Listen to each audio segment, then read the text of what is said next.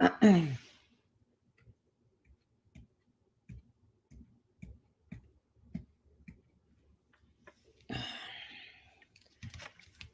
maybe he's doing. Hi, Sophia. How are you? Hi.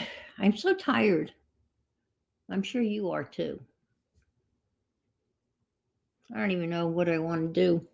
Didn't even know whether I was going to come on or not, but I've got nothing planned. Hi, Nettie. Hi, Barbara. Let's see. I'm currently gluing many discs of multicolored. Oh, those little round taggy things. Okay. All righty. Those are cool. You can buy those, right? I mean, I saw that everyone had them. They got big ones down to little ones, right? Yeah. I might. I did this yesterday when Janet was doing hers, and so I'm not real thrilled with it, but it was fun. And I ended up having a lady appear. So I thought I saw a person. So I drew her in and I added some gold and some Zen Tanglish stuff. These are kind of fun to do. Hi, Angie. Good to see you. And I got the high color with Cami. So nice to see you. And I used the B paper and I cut it down because I had made a mistake over here. So the best way to take care of the mistake is just whack it off. Yes, the fodder challenge. Yes, yes, yes. And that's the free fodder challenge, I do believe, or is that from the fodder school? Because the fodder school, they're weird. They say you can't talk about it. I'm thinking, you know what? I can talk about it.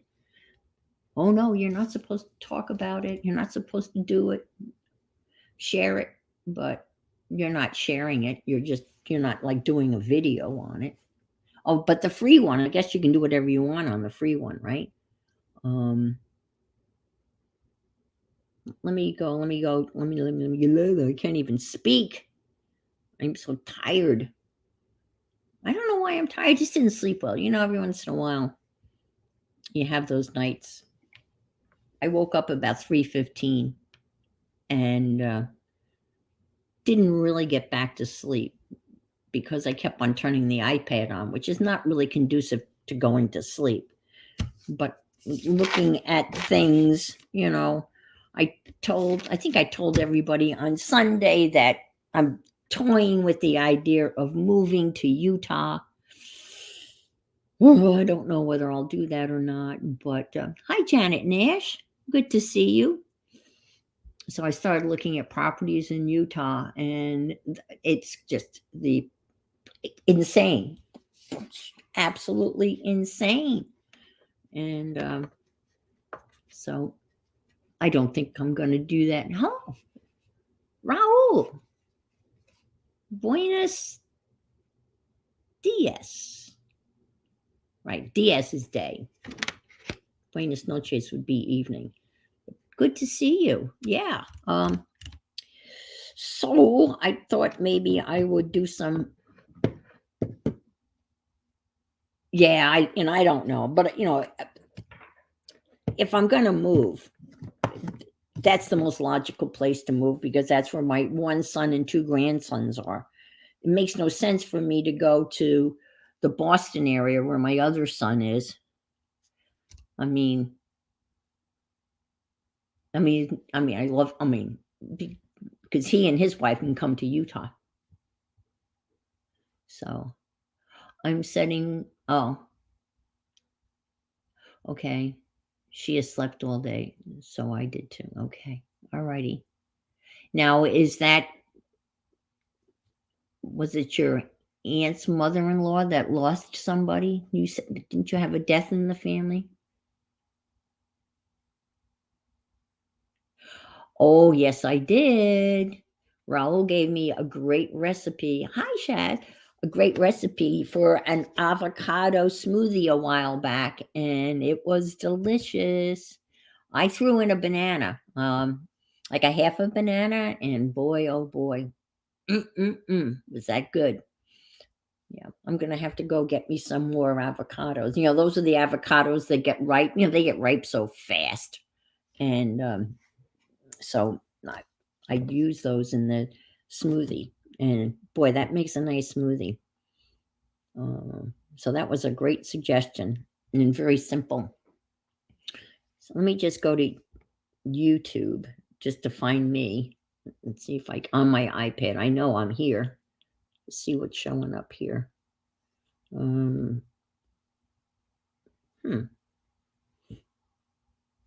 Live.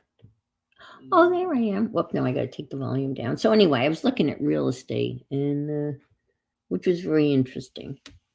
And but little tiny houses. And then the HOAs, my God, I thought my HOA was bad. But on like a manufactured home, some of the HOAs were like $945 a month. For what? I don't know. Yeah.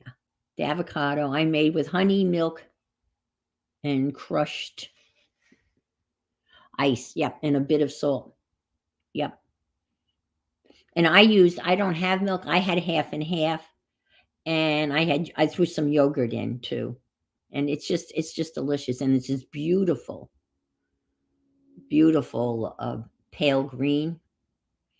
And it's really very tasty and good for you. It's very good for you. So I'm going to go get one of those cards. Ooh, pumpkin seeds. Pepitas. Is that what they call them? Pepitas, the little pumpkin seeds. We used to roast the pumpkin seeds when we used to, hi, beady eye, when we would do the clean out the pumpkin. We clean all the slime off the pumpkin seeds and put them out on cookie sheets and sprinkle them with salt and toast them. And then we would eat them. Or dates, yeah. I would eat them shell and all because I was just too lazy to. Little roughage, yeah. So let me go get one of those boxes. I bought one of those boxes. I couldn't resist. Actually, I bought both of them because I can.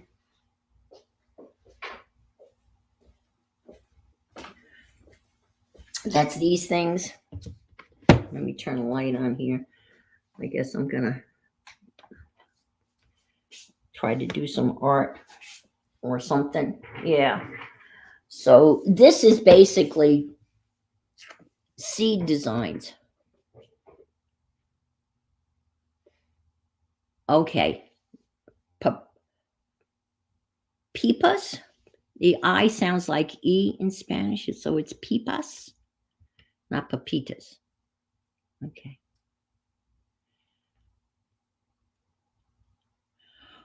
Oh, thank you. Oh, okay. Okay.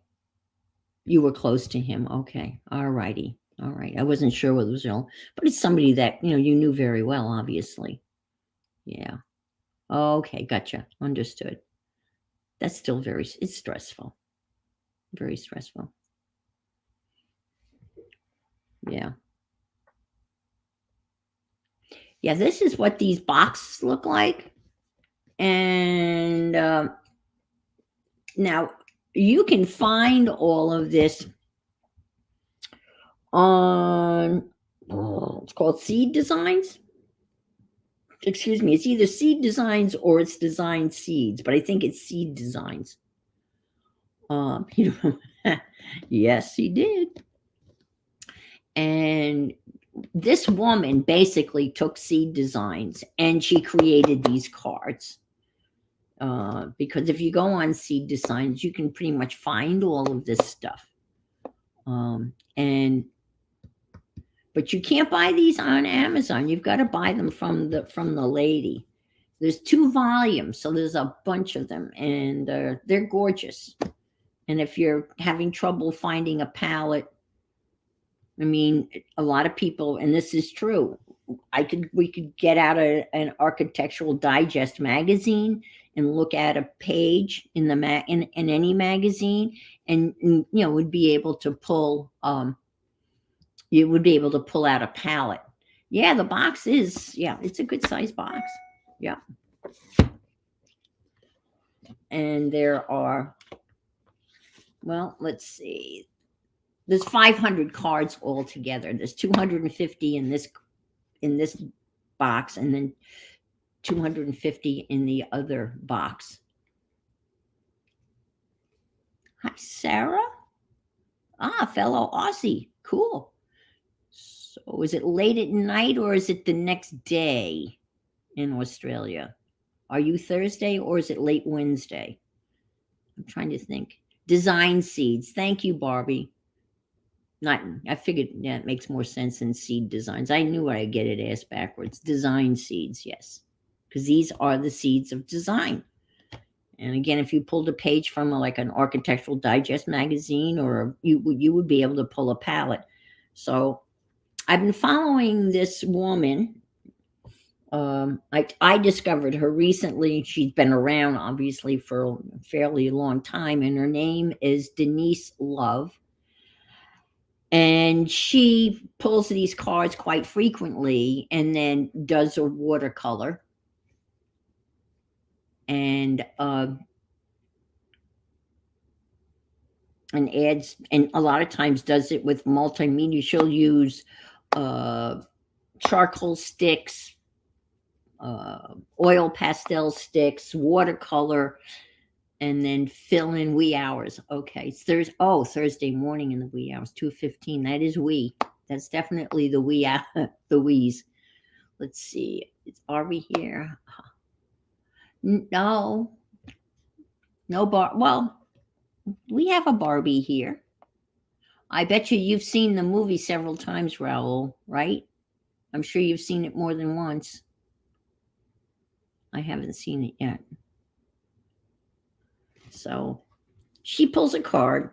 And actually, this card that I did yesterday, this color palette came off one of those cards it's in the other room. So let's pull a card and see what happens. And let me get set up here.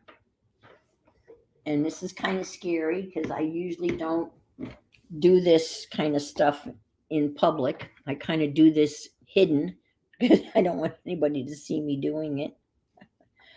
But let's do it. Let's get a bigger piece of watercolor. And what she does is she'll put tape around it. Oh, you like my other one I did? Oh, thank you. Let's get a bigger piece of watercolor. And we'll pull a card. And we'll see. And a lot of times she adds, gold and all those goody things, all the good stuff, and a little stenciling. So let me get a bigger piece of watercolor paper. And then what we can do is tape it off and then cut it up. Cut it up or cut it out. So let's take a piece of this. Not really. This is Canson watercolor paper. Very moderately priced. Feels smooth, so it's cold pressed. Okay, so let's put this down. I bought the Timmy thingy, the black thingy. The only problem with the black thingy is that I don't have all my doodles. I have all my neat doodles underneath this. Let's see. Okay. So I'm going to tape this off, throw some tape on, because that's always cool when you pull the tape. Let's see. I looked it up one time, and according to the dictionary, ken is defined as one's range of knowledge or sight. Really? Just the word ken? Oh, I did not know that. Is that a good thing or a bad thing? Depends, right? So Ken can be Barbie's Ken, or he can be a range of knowledge or sight. Is that what you're saying? That is weird. Very weird. Okay, let's tape this off. I bought some drafting tape. I really wanted the blue painter's tape, which is a whole lot cheaper, but I ended up with this. But it'll work. Just the word can. Okay. Well, the word wood back in Chaucer's day meant crazy, I think. All right, so let's do this. Make sure let me go up here and make sure I'm in view, because I have a horrible time staying in view. And let's play some tape down. Okay.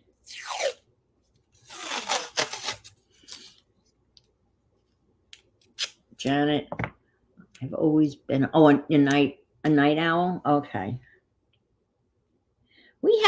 There are several crafters that are genuine night owls who really literally don't go to bed until the sun comes up. Several people. I mean, that's just the way their body, and that's the way they sleep. That's their sleep pattern.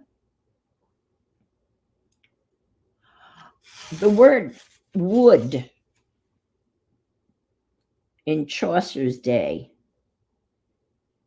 meant crazy.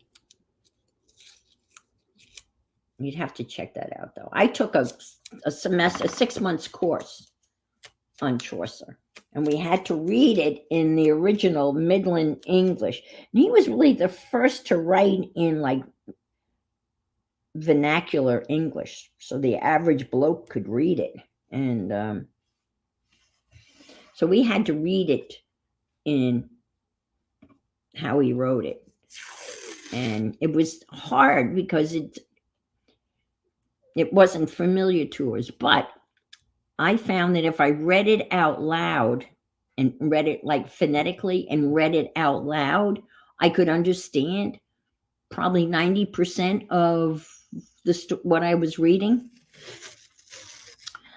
Then I read the translation, and that was fascinating because this was a poem it's a poem.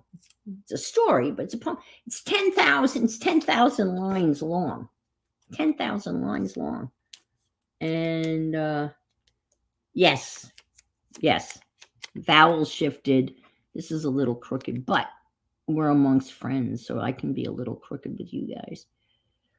And the amazing thing is when I read the translation, it also rhymed, but it was in regular English. I took a couple of in my English. Yeah, I did read some medieval English and some other stuff, because my master's degree kind of ended up being in English literature. But I really thoroughly enjoyed Chaucer. And we read Beowulf too, which I loved. I love Beowulf.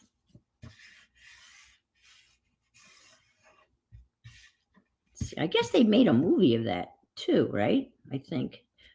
This looks like this could be the middle, kinda. It'll be okay. It'll be okay. And if it's not, it's still okay. Okay?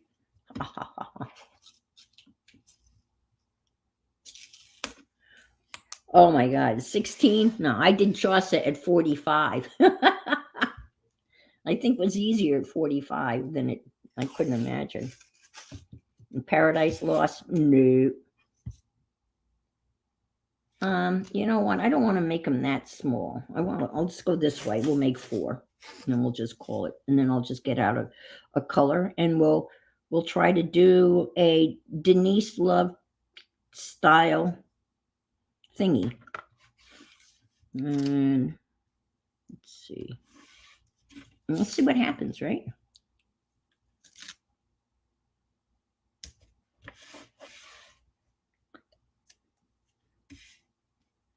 She comes on Tuesdays. Okay. See, say on Tuesday, 9 a.m. Central is Kathy. Yeah, Kathy Berg. Yeah. I love doing their prompt cards. My prompt card yesterday, I think, kind of creeped some people out because we had to do the things were red, scarlet, as in red, scarlet, wax paper, something distorted, and someone accused me of being disturbed, not distorted. And erase. So here's my card from yesterday, and they said I was disturbed. And I thought I was distorted because I put this is a giraffe head on a tennis racket. And I thought that was distorted, but they said no, I was really disturbed.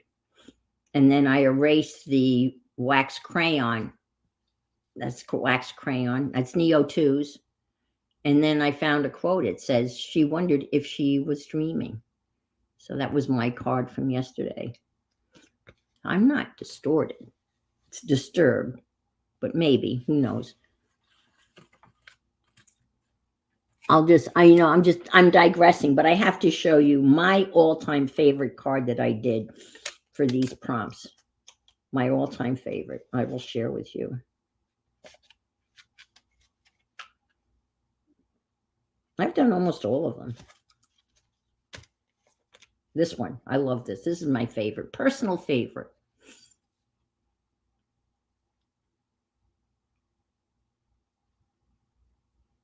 Did you do the dishes?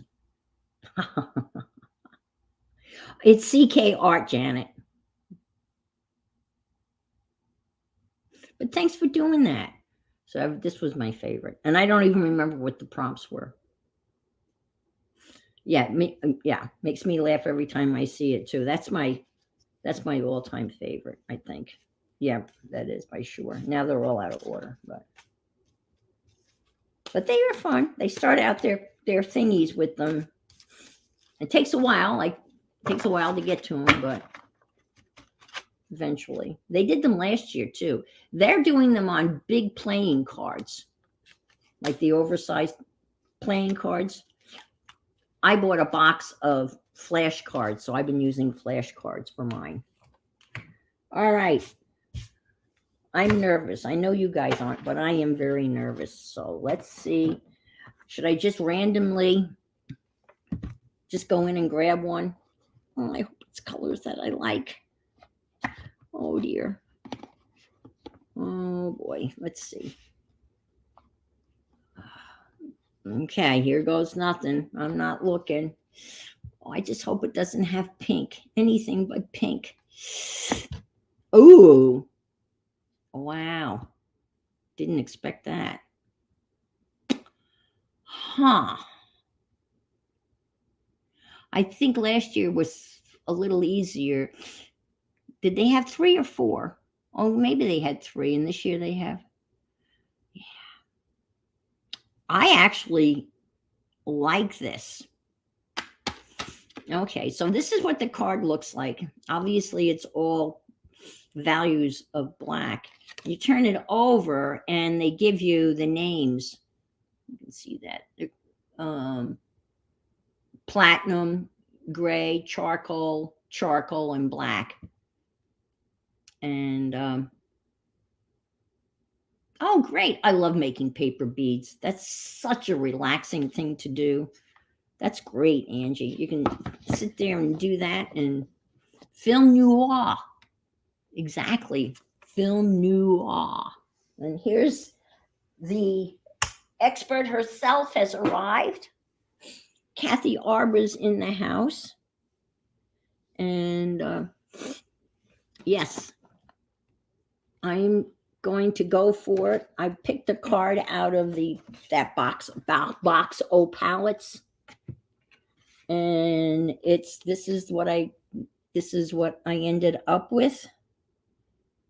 And I've got 4 little squares, and let me get my, excuse the reach. Where are they? I put them in an area where I could grab them real easily. No, I don't see what did I do with them? What did I do with them? Oh boy. They're here somewhere. Honest to God. They are.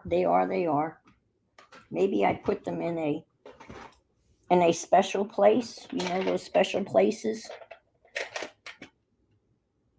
Well, I got some charcoal. Oh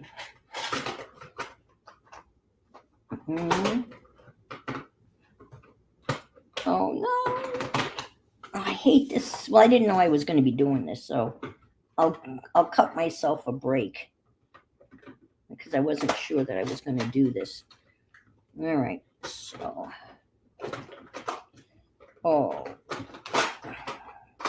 but let's take mixed media, right? So let's do some.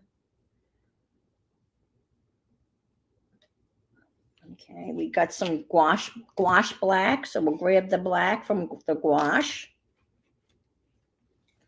All righty. And let's see.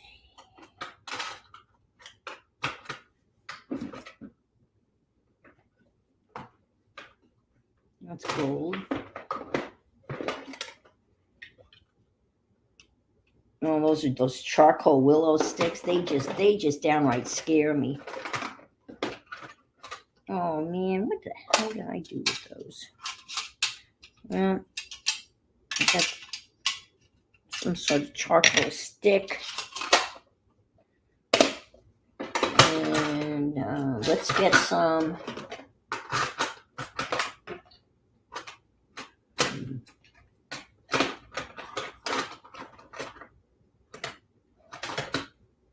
Oh man,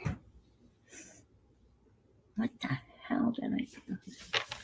I have to stand up. Oh, there they are. Oh, okay. All right. Because these are the best. And I think you have these. Sophia. Safia. These are water soluble, and they're from Lyra.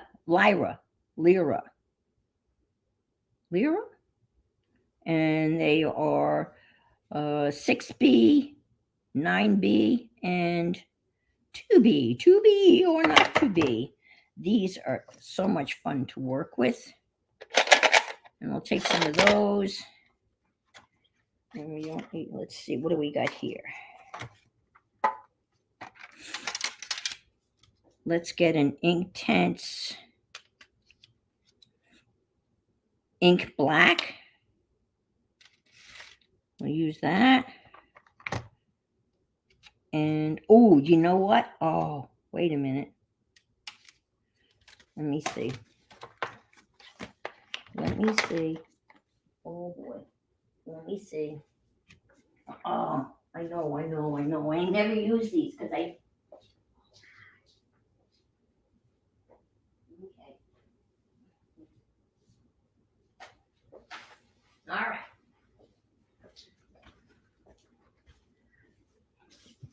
These.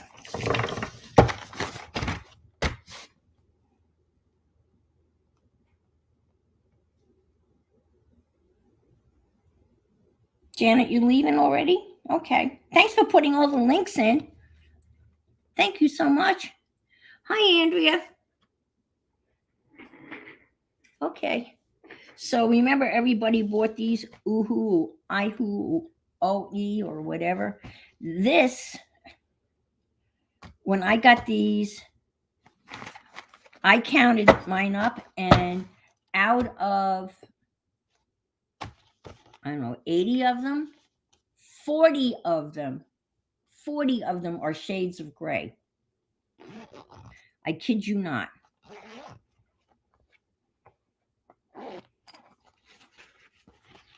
Okay, so here are the colors, and here's all of the grays.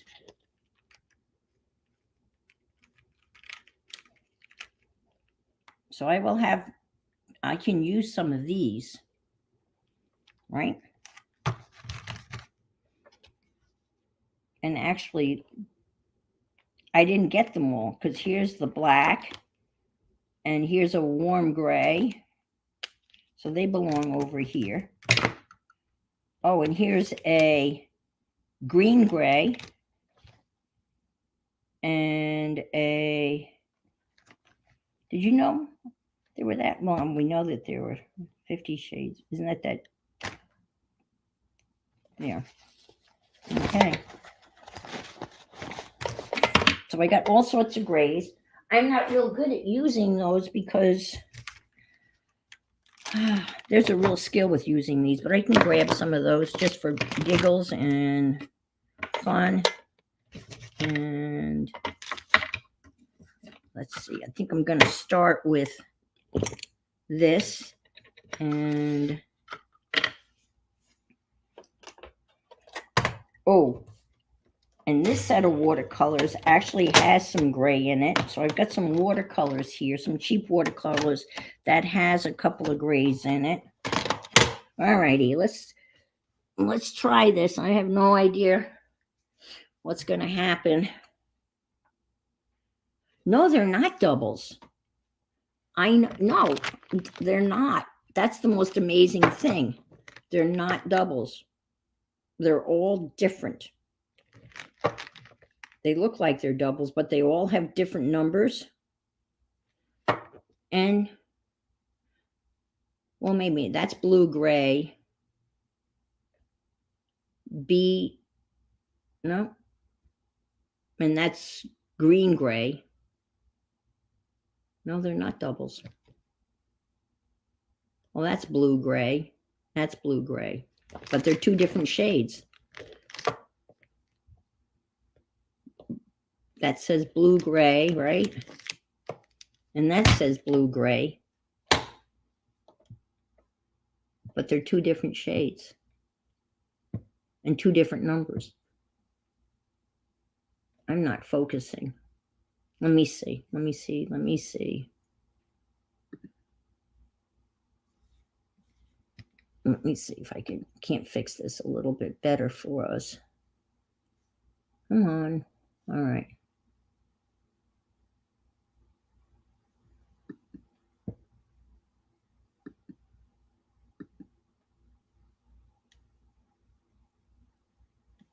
No, that's not what I want. I want autofocus off. Manual focus.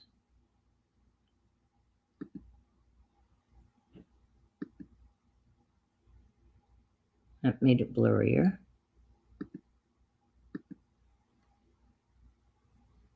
Oh, that's much better. Yeah. Okay. All right. Yeah, I was very disappointed when I got them.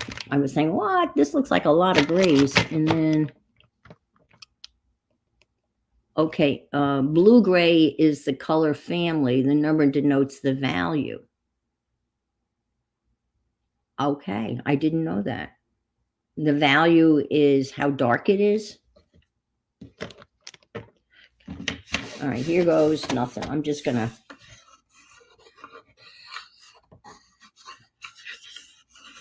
roll the pencil around. Get something down. And this is the General's Layout Pencil Extra Black. Okay. And let's get some of this down.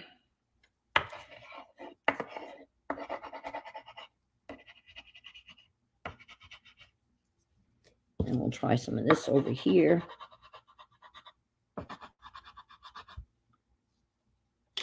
we'll try some of this.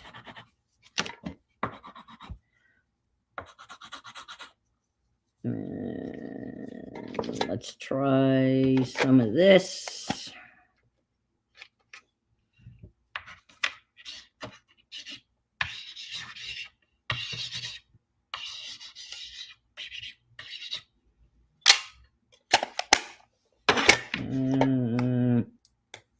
try some of this. Let me get a brush. Actually, let's get some water. Yeah.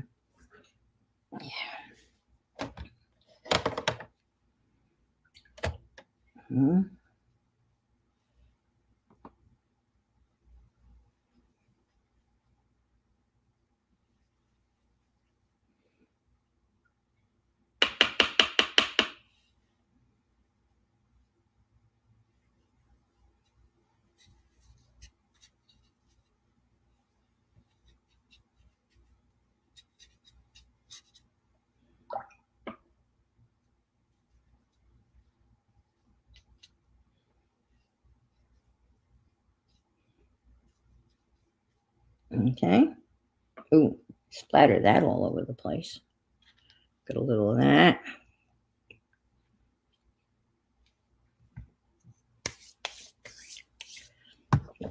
And let's make some marks with this. Okay.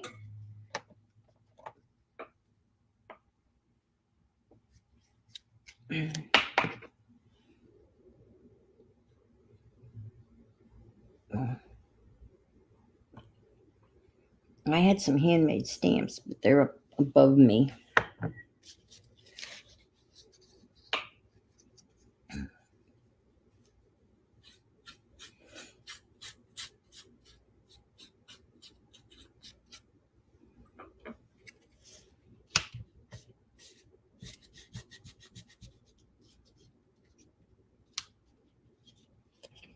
Oh, I like that.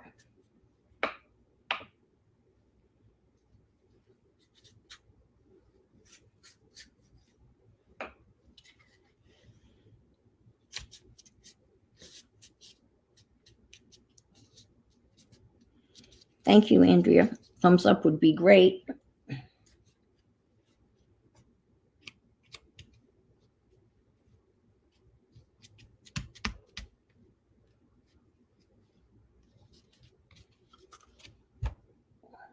Okay.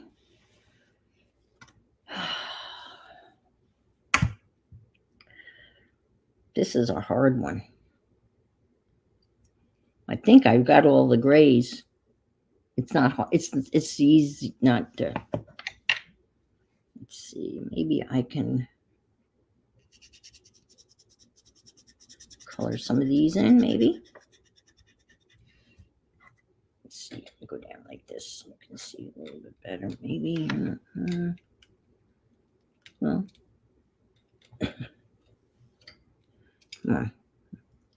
Like so. Color some of this in. Maybe a little over here. And maybe some more mark making. Let me do mark making up here.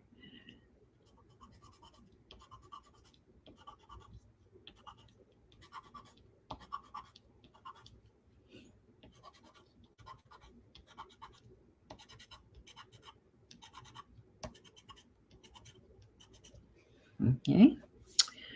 And maybe some mark making over here.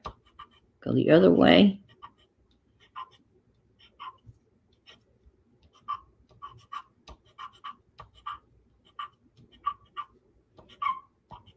Oh, it's squeaky. Squeaky, squeaky. It's all wet too. Marks over here.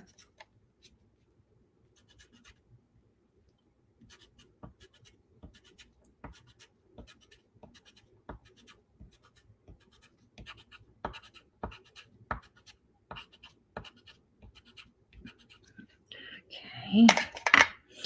Take a black thingy here. And let's do this.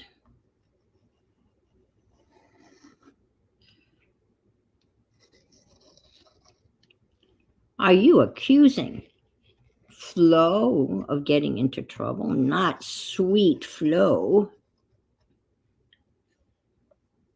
And then I'm going to do some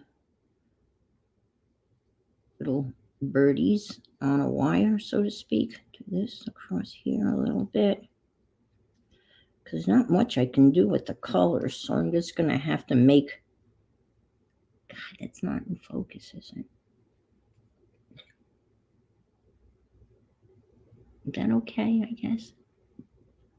She's being a responsible citizen. Let's see. I am being a responsible citizen, which is my least fave thing. I went grocery shopping, and now I need to food prep. I actually cooked myself dinner last night. I had breaded, boneless chicken thighs baked in the oven. And I have found a new product, and it's already cooked. You've just escaped from the nunnery. And it's already cooked, and it's basmati rice, and it's Bombay flavor. Oh, and it had cumin seeds in it, and several other Indian like spices. And it's one of those things, 90 seconds in the microwave. I've never done it. I've always made my rice from scratch, which means I always end up with, gummy, sticky rice.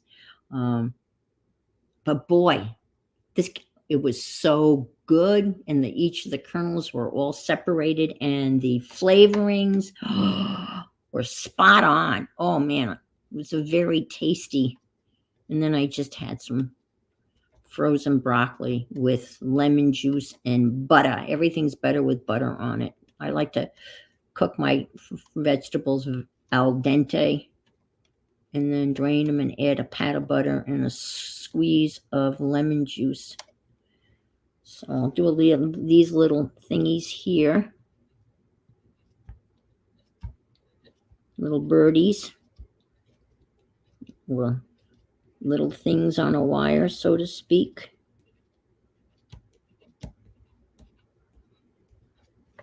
All right. And I got a line over here. Let me do some more of those.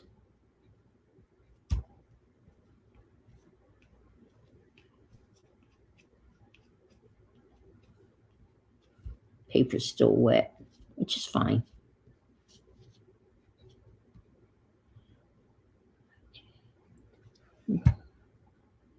All right. Let's see what that looks like. Well, it looks great. Mm-hmm.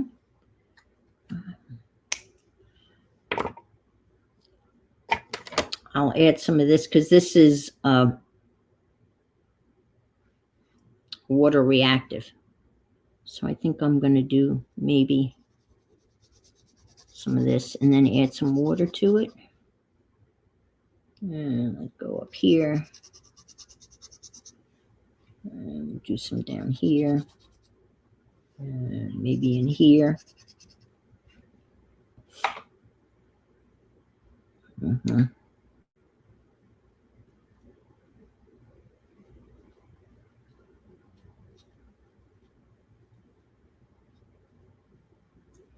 This is kind of hard.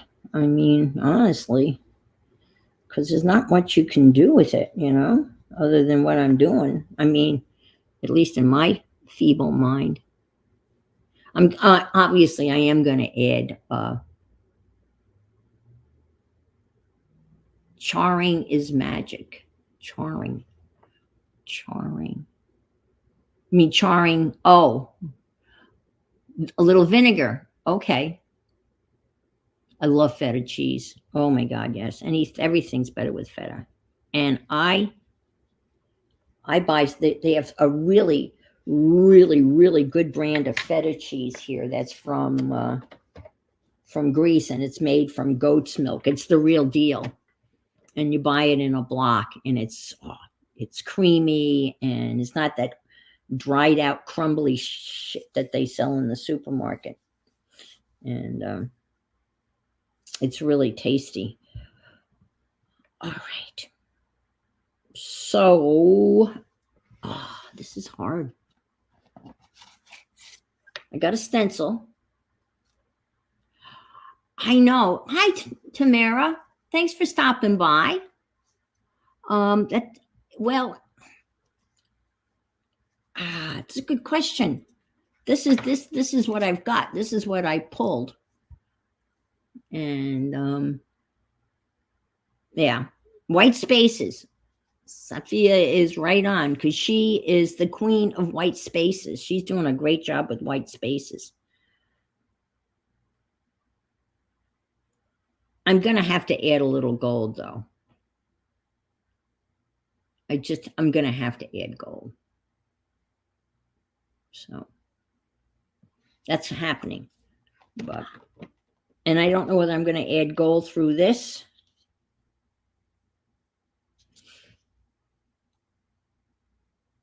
Or do some Zen-like thingies, or try to use one of these things. I can't keep it. What is it? It's called? You have to keep a wet line. Yes, I do. Especially about this feta. And when they don't have it, I try every other brand and they're all awful. Awful. I have a great feta pasta dish. It's got 5 ingredients, I think. You take a tomato, a large, juicy tomato, chop it up, put it in a bowl, add some oregano, salt and pepper, chopped garlic, and you throw some olive oil in a wok, and you dump the tomato and all that stuff in the wok, and then you add some cooked thin spaghetti, and then you add a whole bunch of feta, and you keep mixing it until the feta melts with the tomato and makes this beautiful creamy feta sauce. You could use the washi. You cut these up and use. I actually, Colleen, that's a brilliant idea because guess what I have? I have some black and white washi. Thank you. Thank you so much.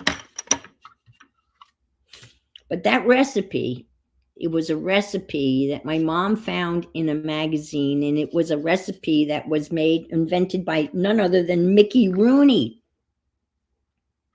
So we used to call it Mickey Rooney pasta. And but I think it's 5 ingredients: olive oil, tomato, oregano, garlic, and feta. Oh, and then the spaghetti. So I do have some black and white. Oh, I have some really cool black and white. Oh, I have some really. I got some really cool black and white. Washi. Thank you, Colleen. Thank you, thank you, thank you. That's why it's so great when people pop in and share their knowledge. I had some, like a really neat, look at this washi. It's kind of like Dalmatian. It's like the Dalmatian puppy. And then I also have this, the black and white script. And I have my little black and white bicycles. And this is by Scotch brand. I've had that for years. So, and I got some more bicycles. I got lots of bicycles. So I don't want to overwashi it, you know what I mean? Because I could end up with another washi board. And those were fun. By the way, they were a blast. We did those last week, right? In your stream, the masterboard washis in black and white lettering. All right.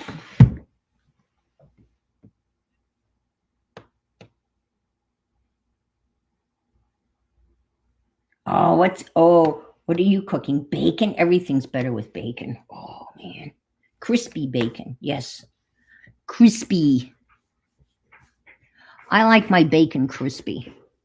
I mean, not super crispy, but crispy. Because you can't beat the classic BLT. You can't beat it. You just cannot beat it.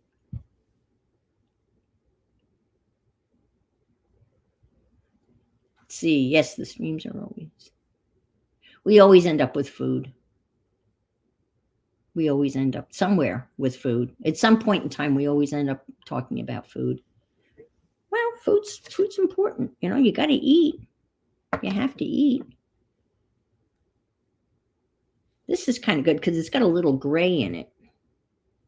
But I don't know where to put it or how much to put. I don't want to overdo it. I'm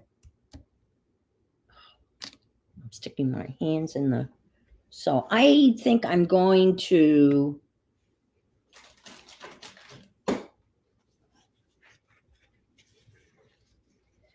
I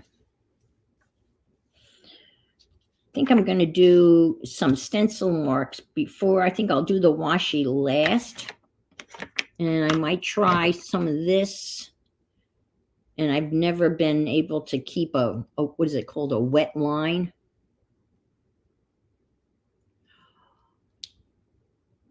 Is Mariah here? I didn't see her come in. I think they had a good time. They're back from Maryland, aren't they? Yeah. I think it looked like everybody had a good time in Maryland. All right. Here goes nothing. So you have to keep a wet line. And I have no idea what that means. So I'm going to go like so. Oh, I kept a wet line. You just have to go real fast, I guess. All right. That's all I'm doing. That's all I'm doing. I'm just going to do a little mark here. And here. Boy, are those smelly. Holy moly. Okay, that's it. I'm afraid to do any more. All right. Okay. I have to add some gold. So excuse me while I add some gold. Okay. I'm just, and then I'm going to try, I think it's done. I don't want to, and then I'll add some of the washi tape, but let me do some gold. And I'm going to use, instead of gold paint, I'm going to use my gold,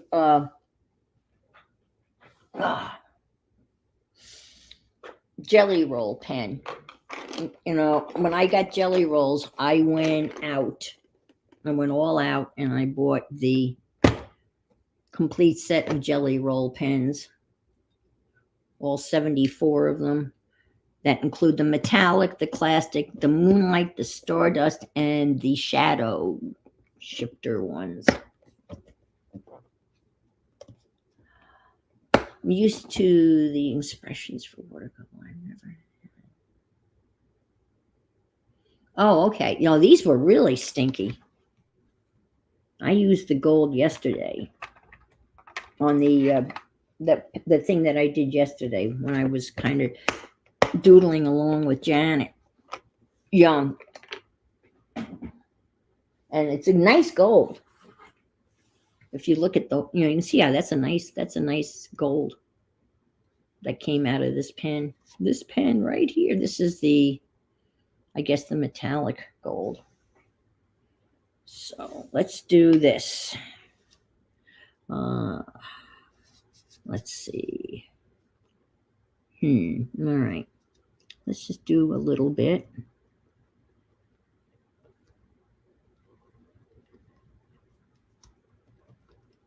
I mean, people that do gold, you can't, it's just like, it's addictive, right? Just doing a little bit of gold. It's very addictive.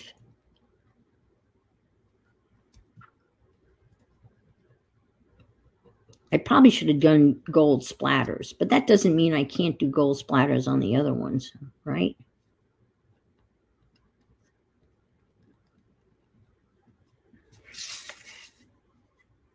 You can't see that, can you?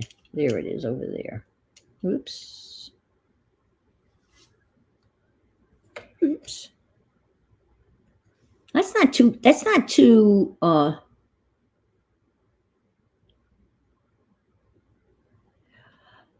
no, I didn't. I didn't. I don't, I never think to do that, Chaz, and I should. I could just turn the camera on and just do private, and then I would have a recording of it. Never think to do that, but that's a really good idea. Good to see you too. Good to see you too. Have a good rest of the evening. I can't. I guess the kids go back to school soon. My son said this was his last week. He's a special ed teacher in Utah, in the Salt Lake City area. And I guess the kids come after that. All right. I'm going to do that there. And I'll do some down here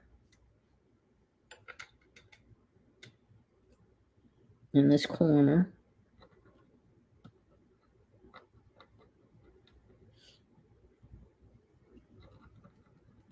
I have some metallic paint that I could do, but this is nice because it's not wet, and it's pretty. I think it's a pretty intense gold, and it's fun.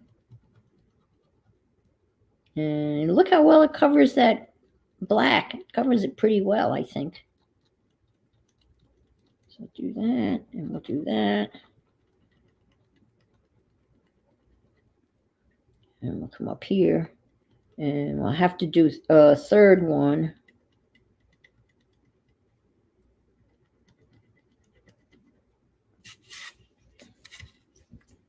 Well, these are actually 4 separate ones, so I really need to, I guess I can do one, like either 1 or 3, right? But I can't do 2. That's the law,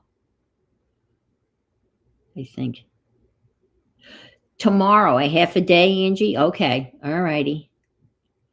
Well,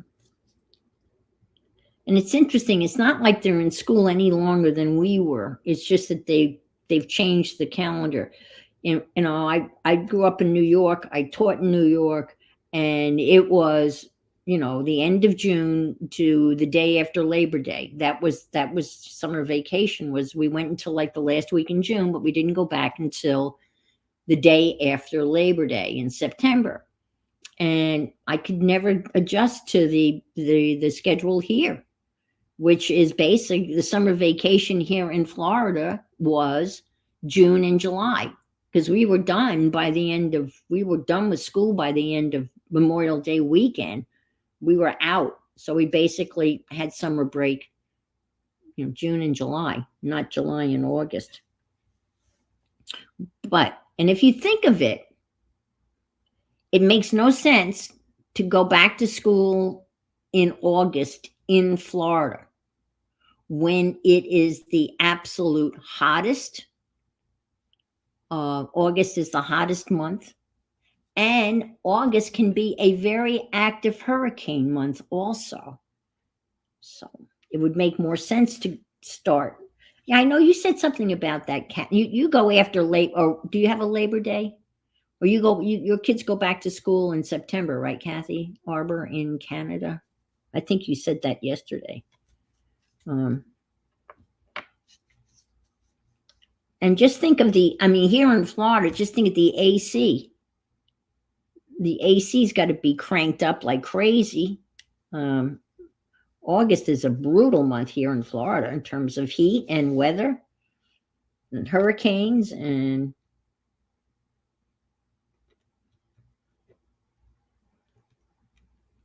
it's not like they were in school any longer. The federal law says that their little butts have to sit in a desk 185 days a year. That's the federal law. And even at a private school, they don't care how you do that 185 days. If you want to do it year round, the kids that go year round aren't in school any longer. It's just divided up differently.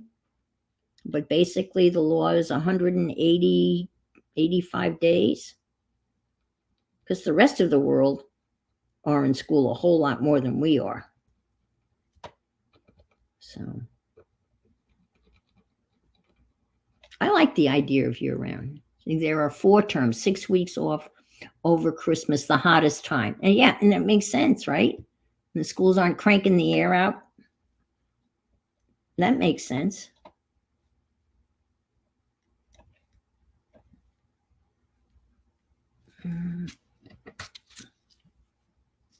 And 6 weeks off. Okay. Yeah, that makes sense. Yeah. I mean, the whole time I was teaching, whenever we had hurricane days, for the most part, they were in August. That's when we had, the days when we had to close school because of a hurricane.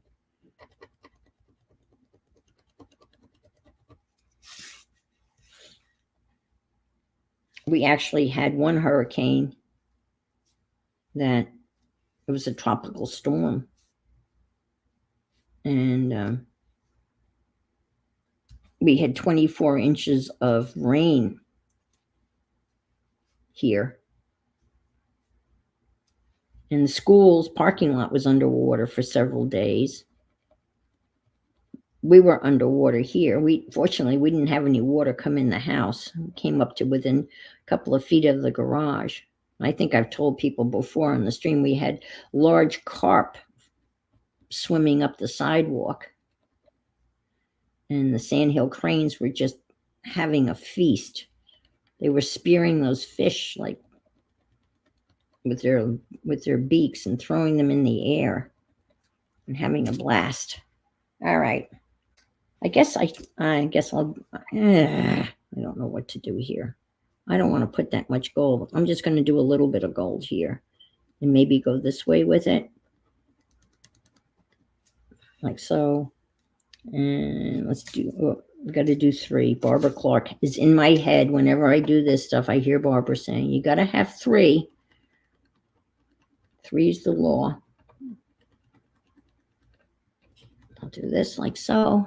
Let's see. Okay, let's do this over here. Well, maybe I'll do, well, let me do this here. Maybe I'll do gold splatters over there.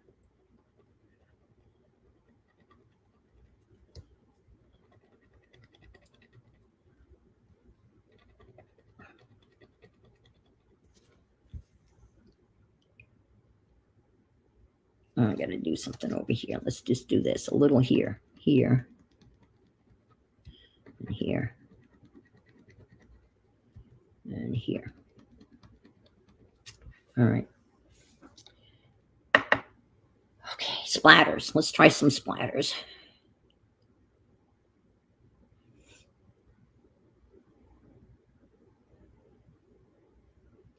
Oh, wow. Yeah, they never close for heat here. I've never heard of such a thing. Is that because you don't have AC in the schools?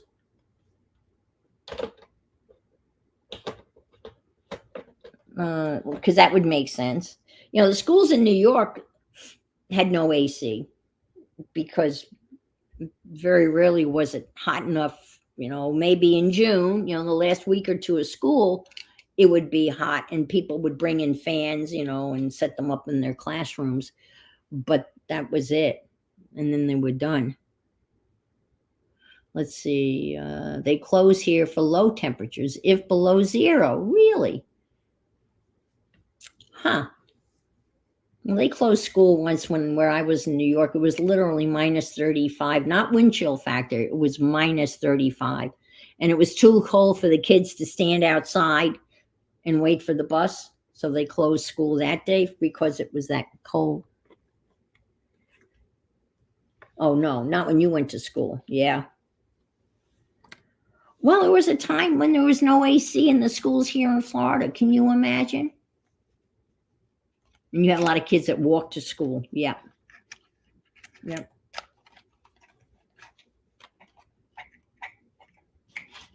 Well, in New York, I'm going to use my Kurtaki new metallics that I got to splatter. I'm still waiting for the Art Nouveau. And I did what Kathy Berg suggested. I went back to Blick and clicked the box that said that when they're in, just ship. Because that color palette is gorgeous. And I love the Tambi. Is it Gambi or Tambi? I have a set of 36, but the Art Nouveau palette is gorgeous. I love those colors.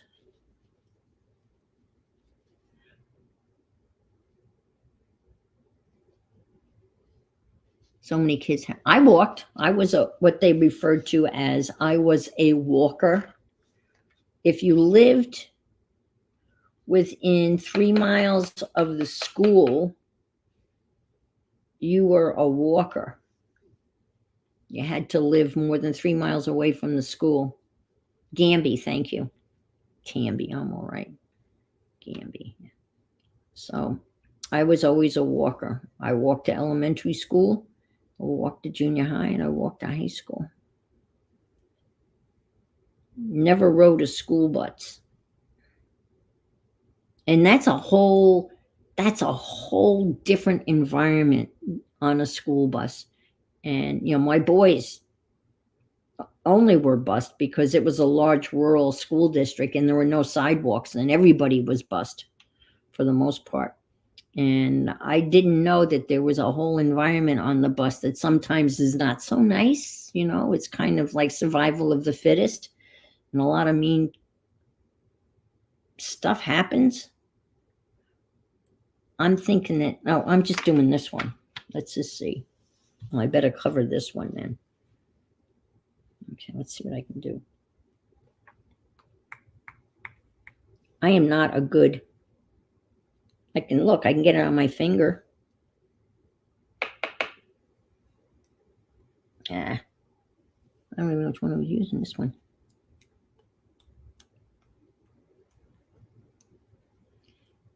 I just got a little over here. Some people just go like that and they have these beautiful splatters. I go like that and nothing happens. I'm not a good splatterer. The hottest recoil temperature. Whoa. Oh, wow. 52. That's kind of like the desert in Nevada.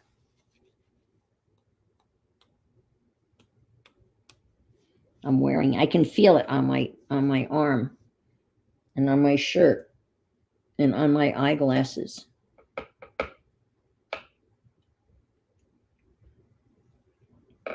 Okay. Washi tape, right? We're going to do a little bit of washi tape. I think we're going to do the Dalmatian. Yeah, I was going to say that's splatterer. Yeah, that's not come out it's not very intense, but Death Valley Days. Yeah, people lived here in Florida before air conditioning. Henry Flagler, who built a railroad down to the Palm, down by what Boca Raton is now. And he wanted to create hi, Angela. He wanted to create a Newport, Rhode Island type of place in Florida for all those people that, summered at Newport. He figured he wanted to provide a ritzy, high-class place for them to winter in Florida. So he built a beautiful hotel down here, and he built a railroad, and I think he built the railroad twice. once it was completely taken out by a hurricane, and he had to build it a second time. And I think he also attempted to build bridges and a rail line out to the Key West area. He built this gorgeous, beautiful mansion for his young wife. I think he made his money in steel. He didn't get into railroading until he was in his 70s. Then he got into railroads at the age of 70. There's a college called Flagler College, which is north of here. And I've visited the mansion that he built for his young wife, which is now a museum. And it's gorgeous. And people would come to Florida in the winter months, and then they would summer in Newport. They're having a real problem in Newport. They can't get people to work there because they don't pay the workers, obviously, enough money to live in Newport. And it costs a lot of money for the workers to commute to Newport. And they're having the same problem at Nantucket. There was a big article in one of the travel magazines about. And they have the same problem out in the Hamptons on Long Island. And they have that problem for school teachers, and they have that problem with the police in the Hamptons because they can't afford to live in the Hamptons, and they're not paid enough to be able to live there, but you need those services. All right, so we got some washi. 3 pieces. What do you think about, should I outline the washi with a little something, with a little gold?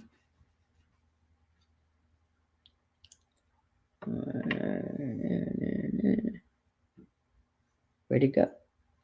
Where'd it go? It's got to be here somewhere. Where did the gold pen go? Really? Oh, there it is up there. Let me try this over here and see whether that's going to be. I like that. Hey, I'm going to outline those little pieces. Yeah, just give it a little smudge.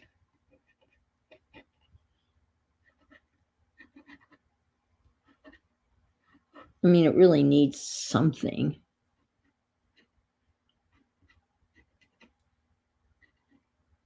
I could do some dribbles. Since I splattered, I could dribble. I could drool. Maybe that could be a new term. I can drool on the page. It'll look like drooling.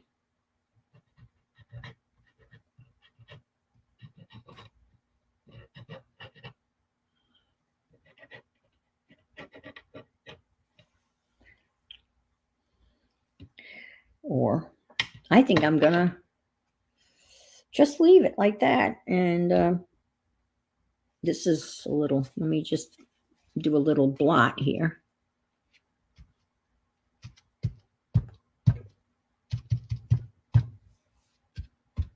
This was a hard card, I'll tell you. Drooling, yeah. Well, we call them dribbles. Do we call them dribbles? I don't know. Do we call them dribbles? There's a word when when you let them dribble. Well, they kind of dribble down, So, okay, let's see what we can do here.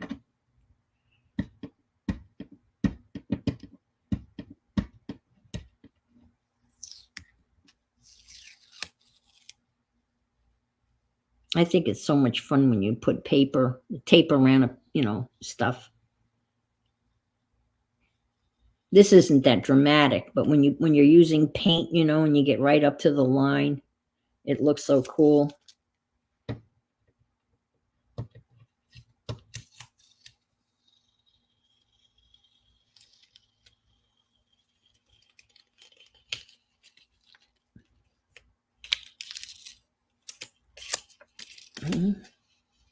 But it is fun to peel off.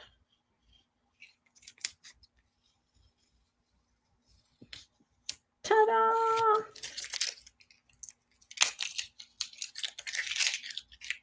The drips. Who just got over drooling? No, not drooling, I know. Daughter just got over Angela. Let's see. Hi, Malaya. How are you?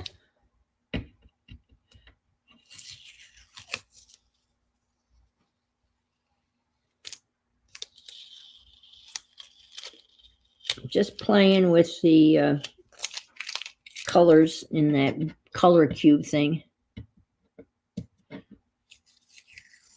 Thanks, Star. It's different. It's not, no, I'm not angry with it.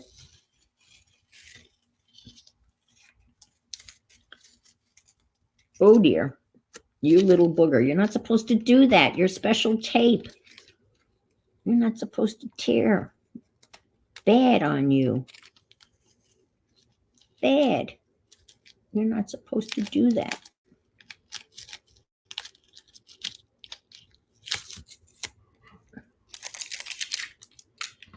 And I was not going that fast. I was being pretty conservative. Every time I put an order in for Amazon, I forget to buy the blue painter's tape.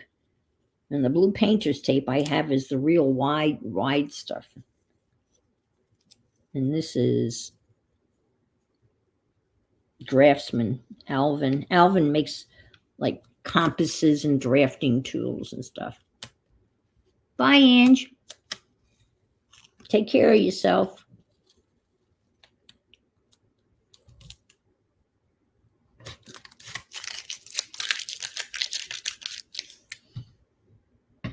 But it is fun pulling the tape off. So I highly recommend. Oh, come on, what do you?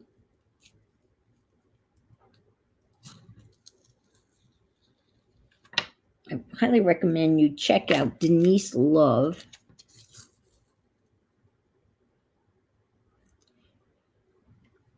I was watching her last night, and she was pretty much she was on a rip, and I thought it was pretty funny. But apparently, some people have left not very kind comments, and she was commenting on their comments, and she made a good point. No, if you don't like what I'm doing, then don't come. And why do you don't bother if you don't like what I'm doing. And I've had my booster too. Oh, did someone recently have COVID? I think that's what I'm reading between the lines here. Yeah, I had COVID, a month ago? And I had all my vaccinations. I was fully vaxxed. And I was sick. I mean, I know it could have been a lot worse, but everyone's symptoms are what they end up is. Click the X.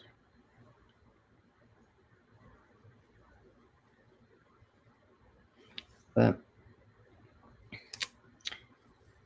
yeah, and they were criticizing. I mean, her art, in my case. Yeah, I saw that too about it on the rise. They weren't even really criticizing her art because her art is, well, I love her art because it's a lot of kind of this free, intuitive type of stuff. But she's got, as far as I'm concerned, she has an infectious laugh and enthusiasm. And when she tries something, and say she put that stencil down with the gold, and she would like it, she would laugh and go, oh, make this really very funny laugh, and just you could tell that she was just so thrilled with how it turned out, and totally surprised and thrilled by her trying something and how it turned out. And people were criticizing her for her laugh. I'm thinking, really? get out.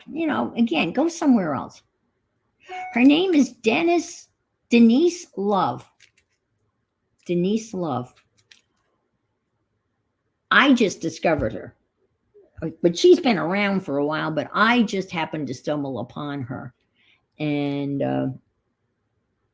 this is the kind of stuff she does. And I just like this intuitive type of things. And she does other type of, but I love her personality. It's so contagious and encouraging. And I was kind of heartbroken that people were really leaving nasty comments about, about her art, and not so much about her art, but about her personality, which is, that's bullshit. I'm sorry. Just don't go. So I'm happy with it. I think it came out pretty decent. I can cut these up. They can become cards, have a black background and there it is. Thank you, Janet. Janet's put her link in. Denise Love is her name. And you got to check her out because I think she's a lot of fun. So, and this is definitely, well, she would call it intuitive. I would call flying by the seat of my pants. Hi, Christina. How are you? Okay. Let me see. I don't know. Oops. Do I want to do another one? I don't know. I think I'm going to make some pages for my, thank you. Yeah, it is like grid journaling. It is basically, it's just a big grid. Do you want me to, I'll do another one. Hey, I'll do it, whether you're here on me, I'll do another one. And maybe I'll get one with color. Right? And did you all see this one I did? I posted it. And I'm doing this Sunday. But I love this, how this came out.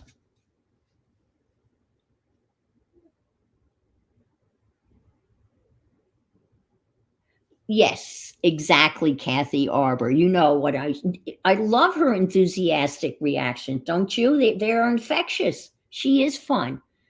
And I just was listening to her. Someone really wrote some nasty comments about her enthusiasm. This is a mono type print that I did on a plastic bag. And then I cut it out, and then I had this thingy. And so that was pretty cool. I will do this again on Sunday, probably. All right, so I'm gonna do this one more time. And maybe I'll get some color. Maybe you guys can get out a piece of watercolor paper. And yeah, I've decided that, I watch so many videos during the week and I get inspired by so many people that on Sundays, that's what I'm going to do. I'm going to share with you a new inspiration. Yes, exactly. And if you don't like it, you don't have to write something nasty. Go somewhere else. Fingers crossed for purple. Fingers crossed for anything but black and white. All right. Let's see. Did you like the 4, or should I just do half, which would be a 6x9? That plant reminds you of one in your doctor's office when you were little. It's probably because it hadn't been dusted. It probably wasn't, probably an artificial plant. Okay, let's see what we can get. You figure out of 250 colors, you like the 4? Yeah, okay. I like pulling the tape off. And it's nice that these are numbered, so you can put them, like the Pantone cards are not numbered, so my Pantone cards are all out of order, but I've done about half of them. I've got about half of them collage. Okay, you like the 4? Yeah. Okay, take care, Gail. Probably see you later tonight when the Popo and the Rosemary are on. It is Wednesday, right? I have a very busy day tomorrow. I'm not looking forward to it. I have a dentist appointment. I have to have blood work done. And I have a prescription I hope is done. Okay, so this is 160. Stick that back in the box. All right. Here we go. Maybe, I was going to say, maybe you could call out a number 1 through 250, and then I would grab that number. Let's see. There are a lot of people going through it.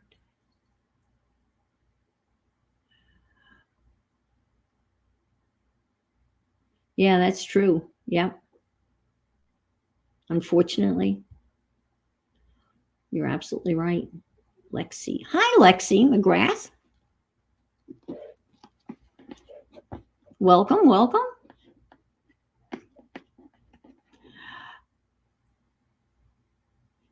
It can be oddly addictive. Yeah. And you know, what I do. Are you calling out a number, Angela? 25? Okay. Let's see what 25 brings. You ready? There's 18. There's 21. There's 22. Thank you for calling out a number. There's 24. All right. Oh boy. Oh boy. Oh boy. Here's 25. Here we go. Here's 25. Ooh, I see blue. I love blue. Any shade of blue. Let's see. Oh.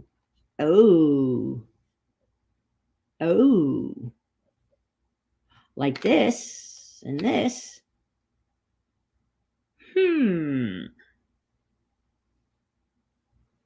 It's not black and gray. All right, so 25 it'll be. And we've got, let's turn it over and they will, we've got coffee. And that's my favorite new little thing that I saw that, you know, you spell coffee, Evoc.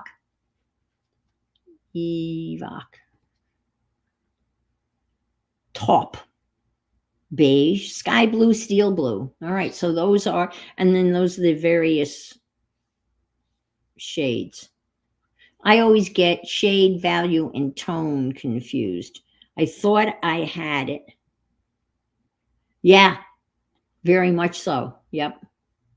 And I thought at one point, coffee. Hi, Lori. Yep. I thought at one point I finally had understood value, tone, and shade, but then I got all screwed up in my head again. So this is what we're doing. We're playing out of these color cubes, and I guess we're calling it intuitive art, meaning I'm going to slap stuff down and add a little gold. The last card I had, Lori, was black and shades of gray. And so this is what I did. I did 4, and this was just, I just finished that. And we're gonna shade. Hi, Ampex, shade plus a color plus black. Tint. Okay, tint is when you add white. Okay, I've even forgot about tint. How are the dresses coming along? You must be ripping that. You must be getting quite a few done. Oops. All right. I'm going to tape this down. All righty. And we can chat. We'll do this. I'm kind of liking this thing. I don't really know what to do with the patty thing over here. I guess he mixes stuff with it, but I don't know. Did I really need this? Hell no, I did not need this. But okay, there. I'm stuck on the one. The one you're making for yourself. Oh, a tone is a value. A value is how dark it is. Let's see. I get it. I get it all screwed up. I have a really good book. It's a watercolor workbook, guidebook, and I've been working my way through the exercises. And as long as I do it, on a regular basis, and I'm dealing with the terminology, I understand it. It sticks.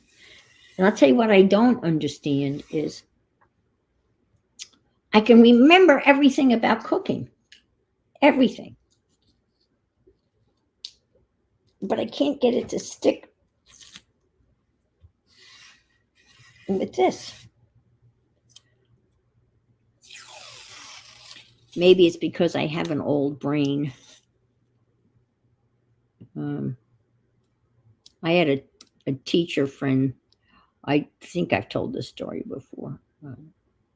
I had never taken Latin when I was in school, so I decided that I would take Latin just for the fun of it. It's amazing how you look at education. You change your whole attitude for the fun of it. And so I asked the Latin teacher at school where I taught. That's a little crooked, but that's okay. His name was Roy Starling, great guy, and so he was teaching Latin 1 during my prep period, one of my prep periods. And I asked him, I said, gee, would you mind if I sat in on your Latin class? The lowest, level, beginner's Latin, I guess. And he said, no, that would be great. That would be a lot of fun. I knew he would be cool with it. So I did. I showed up first day at school with my notebook, and I was issued a Latin textbook. What I didn't realize is that class was made up of mostly my students, which was good. They saw me as a student, really, and I would, sit in the back of the classroom like students want to do, and I would ask questions. And I probably asked questions that they would have asked, but were afraid to ask. And I wasn't afraid to ask questions, so I asked questions. And I did the homework. And I took the tests, and I didn't do very well on the tests. So then Roy and I decided that I would audit the class. But it was funny. And when the kids would come into my class, right? I would ask them, did you do your homework last night? Did you do your Latin homework? How'd you do, question number 3? So we would be discussing the Latin homework when they came into my class. And it was a different, put me on a different level, a different relationship with them, which I thought was really, really, really good. But I was having a hell of a time, memorizing the tables and the conjugations of the verbs and everything. And now I could understand when people would say, if you take Latin, then, you'll learn English a lot faster. You'll understand English a lot faster if you take Latin. And I could never really understood that, but having taken Latin, I understood that, yeah, that would be very helpful.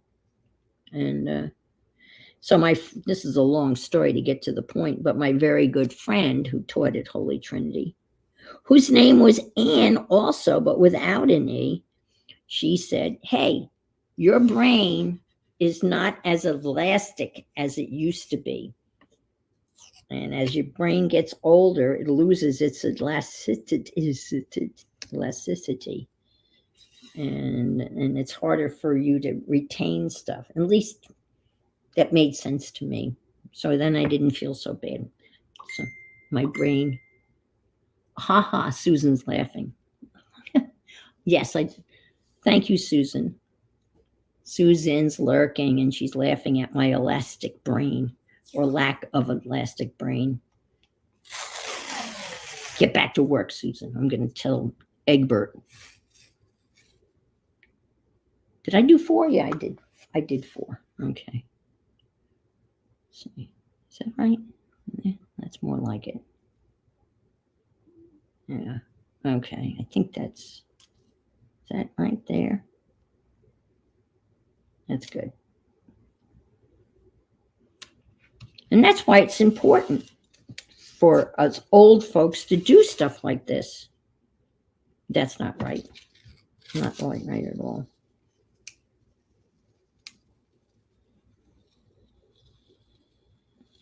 It keeps our brains elastic. I mean, if I wasn't doing this, what would I be doing? Picking my nose? I don't know. Sitting in the corner picking my nose? I would probably be reading. But reading involves sleeping. At least it does for me. Because I nap. I hate that. You know, when you're reading, how many of you read and then you fall asleep? You end up reading the same line over and over and over again, you know.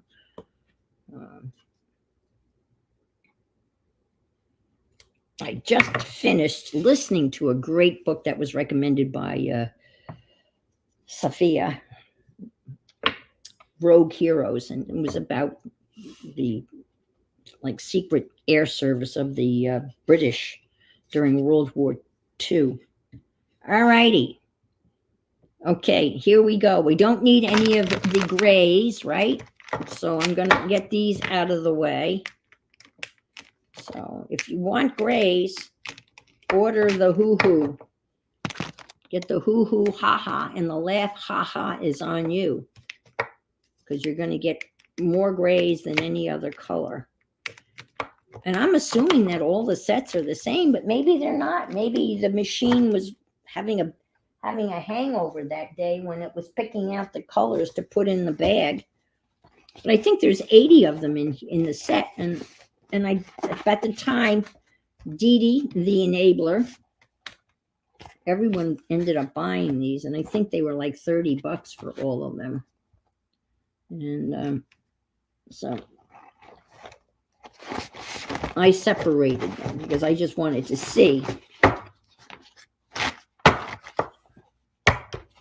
That's probably the last time they see the day of light for another 5 years. They did come in a nice case, though.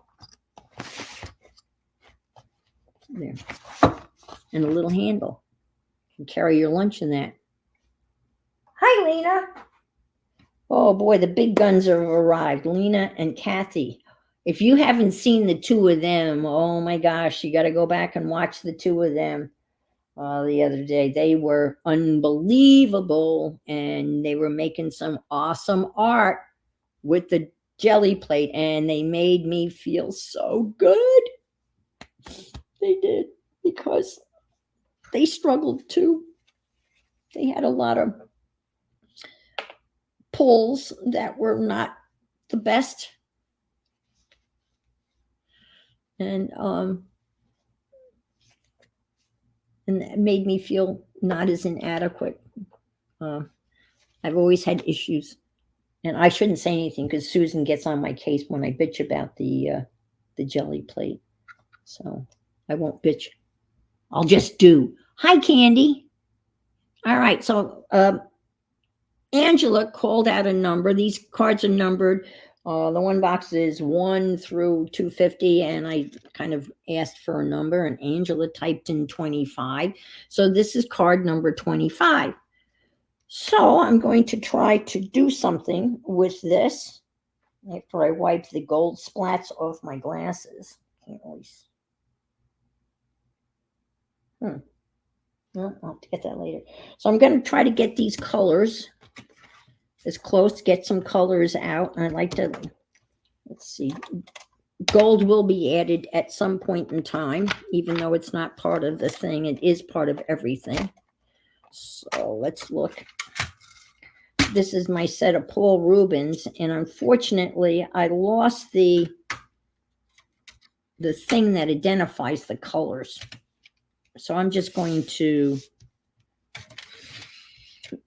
match, do a little matchy. I think this looks like this or this. Let's see. Let's just put a little water on that and just see what we have. That's pretty close. Let's see.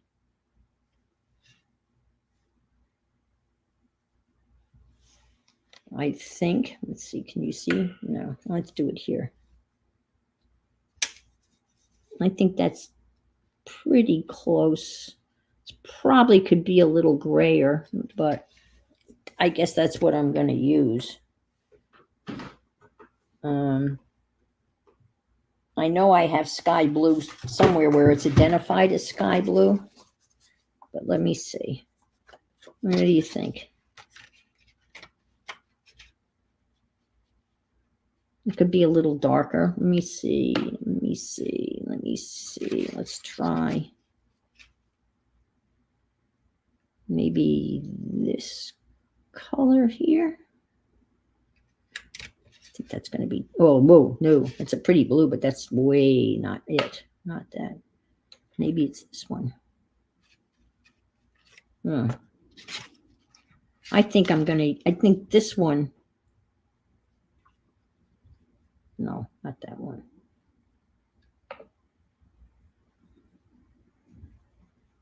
I think I'm going to use this one. I don't like that one. Sorry, folks. I know this is tedious. And I guess it doesn't really matter. I mean, it's a blue, right?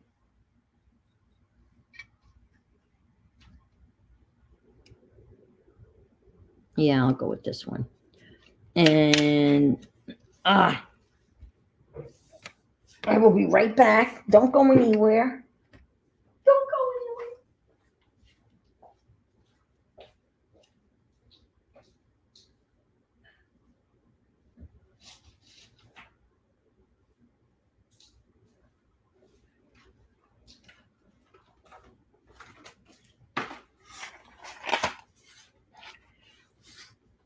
Got these.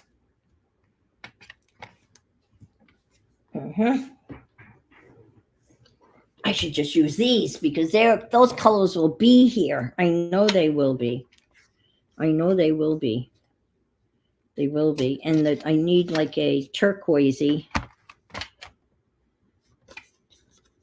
sky blue. See, that sky blue doesn't look. Let's see. Let me see.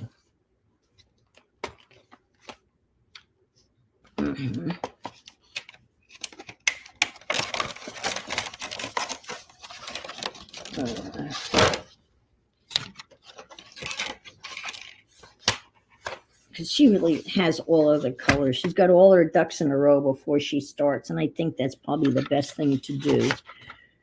All right, let's see. I did make a thingy here, a swasher. Look at that. I got all these blues. But you'd think there'd be a sky blue? Hell no. All right, so that Prussian blue, steel blue. All right, I'm going to go with that because that is the closest. Steel, Prussian. All right. And of course, that's not helpful, is it? No, because I don't have a freaking number on it. All right, let me see. Prussian 66. All right, 66. Man, this is when you wish you had like another table, right? Let's do 66. All right, let's see what we get. 66. Here's 66. And let's see how close that is.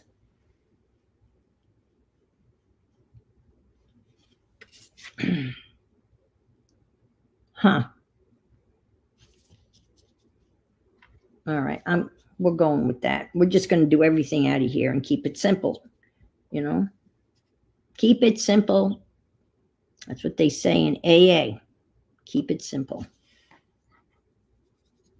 And that's a little bit too dark, but that's okay. We're going to do the 66. And we need the turquoise, and they're calling that, what are they calling that? Sky blue.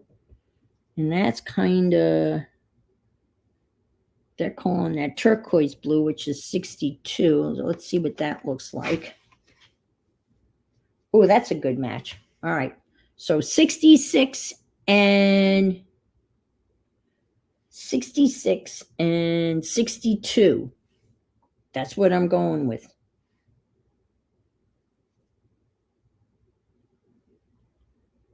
Yeah. Okay. That'll be good. That's good. All right. 66 and 62. Someone remember that. 66 and 62. I'll write it down over here. 66 and 62. All right. Now we get to the tans and the beiges, and we don't really have those. We've got coffee, which is, well, this is going to be something that should work. Nope. Oh boy. All right. Now this is when I need to go back and, well, the raw umber should work, right? Raw umber should be one of those colors. Let's see. Raw umber 47. Where's 47? What'd they do with 47? There's 44. Oh, 46, 47. Why would they put that way down there? That's a tricker. All right. All right, we're going to use that.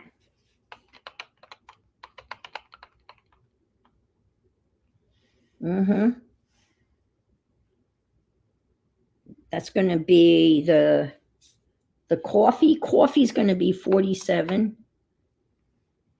And then I need a lighter color. And let's do, I don't know. I guess can you add white to that and make it lighter? You guys are thinking, my God, this woman is a nutcase. Let's see. That's not even close. All right, let's see if we do, what's 46 look like? 46, nope.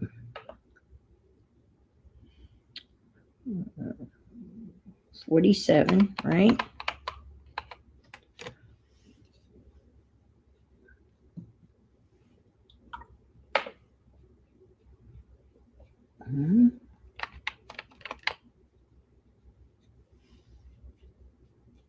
Nope. Okay, that's not working. Let's see what we got here. Let's see if I knew how to mix colors. Ooh, ah. People are, take your time, man. Take your time. Okay. Oh, look at that. Cheapo set right here, here and here. And I really need more paper. That's part of the problem. So let's get a piece of paper.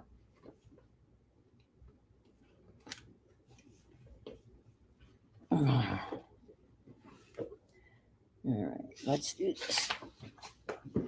All right, we got the blues taken care of, right? Now we're looking for some browns.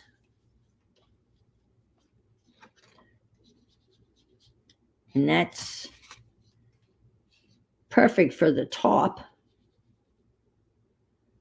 Right? I like that. That works.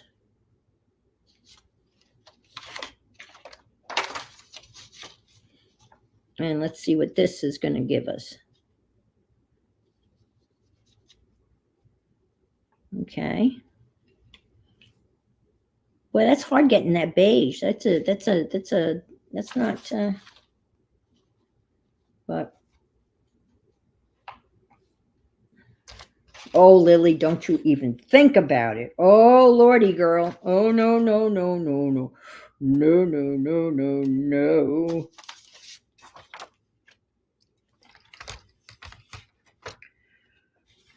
Well, I'm going to use, that's close enough. This will be the coffee. This will be the top. And this will be the beige.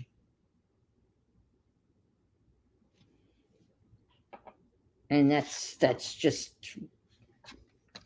what it's going to be, whether we like it or not. And then we'll go like so and get rid of all of this stuff.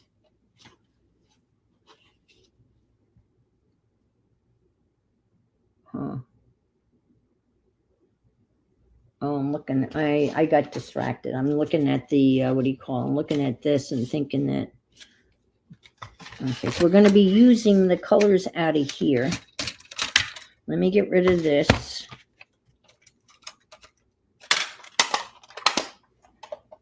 See, if that's why it's good to know how to mix colors, because you would go like, oh, well, I just do this. And then you have that. And, okay. Stick this over here. Oh boy. And this over here. And I got that in front of me. And wow, what a mess I have made. Stick this here. Let's see, can I move this down any?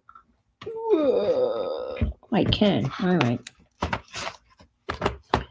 So now I got to start with a color, but first, after all of that, I'm going to do a scribble, because it's good to start out with a scribble just to kind of get warmed out. And with a little white added to brown, make beige. It should. And I will try that. I will. So I'm just going to do a little scribble now to just get warmed up. You know, you got to do that. That's what all the greats do. You ask them. That's what Michelangelo was doing. He was doing that. He was actually flinging paint on the ceiling of the Sistine Chapel to warm up, because it was cold. It was cold. So I'm going to start with, since I love blue, I'm going to start with the blue, and I'm going to smear around the blue. And that was 62, I hope. Pretty sure it was 62. Yep. Okay, so, oops, sorry, Lily. But what I'm going to do is this. Even though this is going to smear, it's okay. Don't worry about it. And then I'm going to go like so and get some, do a little of that. Some of this. And that acts like a resist.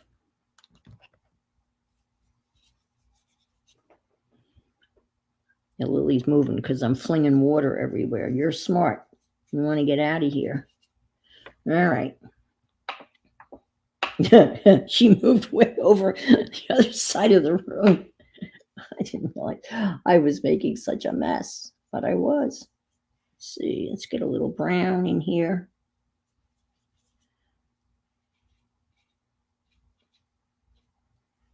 I guess brown and blue go together. I always thought that was an odd combination, but you see that quite a lot. Oh no, I was making that up, Angela. I don't know that Michelangelo. He may have. I mean, yeah, he very well could have flung paint in total frustration because the administration, so to speak, the Pope gave him fits all the time. My favorite Michelangelo story is. Did I use the burnt umber? No. When he did the Sistine wall, where everyone is ascending upwards, you know.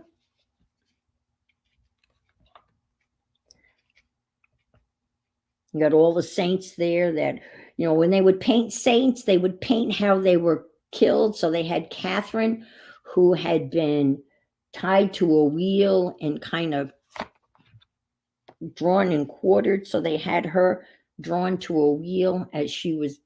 So a lot of the saints were depicted in the methods in which they were killed. But for the most part, Michelangelo painted everybody naked. And Pope Julius came in and got very upset that everybody was naked. And Michelangelo said, well, we came into this world naked, right? We should go out of this world naked. And they fought over that to a point where he acquiesced. See, I added the white and it didn't really, well, it's a bit of a kind of a beige, more like a mud. And he ended up painting like these pastelly, whispery kind of Shivani kind of coverings on them. It was like a half-assed nod to, I'll put some clothing on them. And when I was at the Vatican, I heard this story by, well, mud can be beige, right? Beige mud. When I was at the Vatican, and, you know, the tour guide is the one that told the story of this. So I don't know. I haven't read anywhere that, you know, proves that. I do know in the book, the Agni and ecstasy. Oh my God. Agni and ecstasy. They have that, you know, that's in the book, but the book is historical fiction.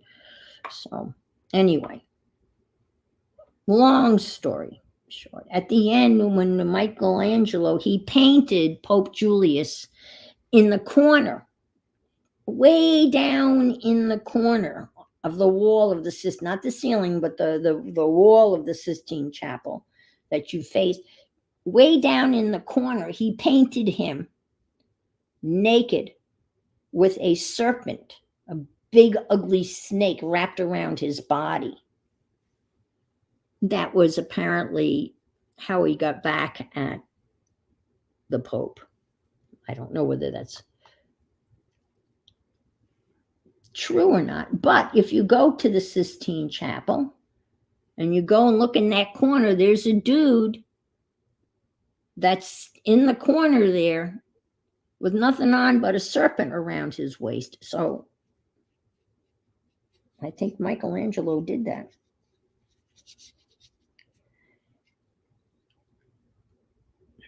You know, Michelangelo was only like 20 years old when he carved David. 20 years old. 20 years old. He did most of his sculpting, his famous sculpting, in his early 20s. That is just mind-boggling, right? He never married.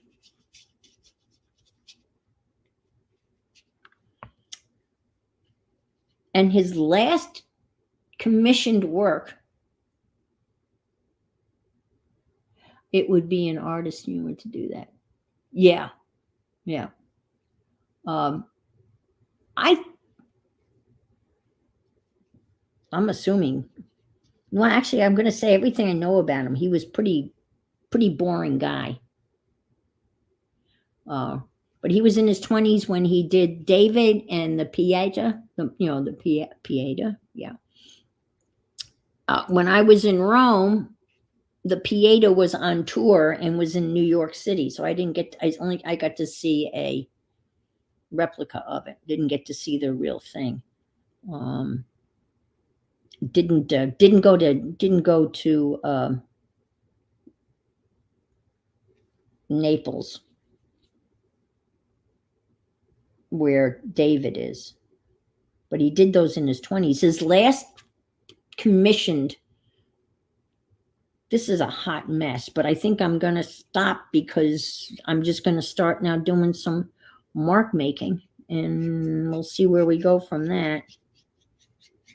Maybe I'll.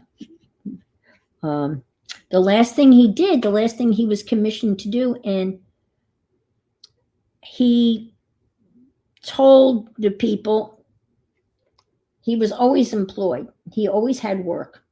He always had commissions. So he was, well known and well respected, and he was never without a job, so to speak.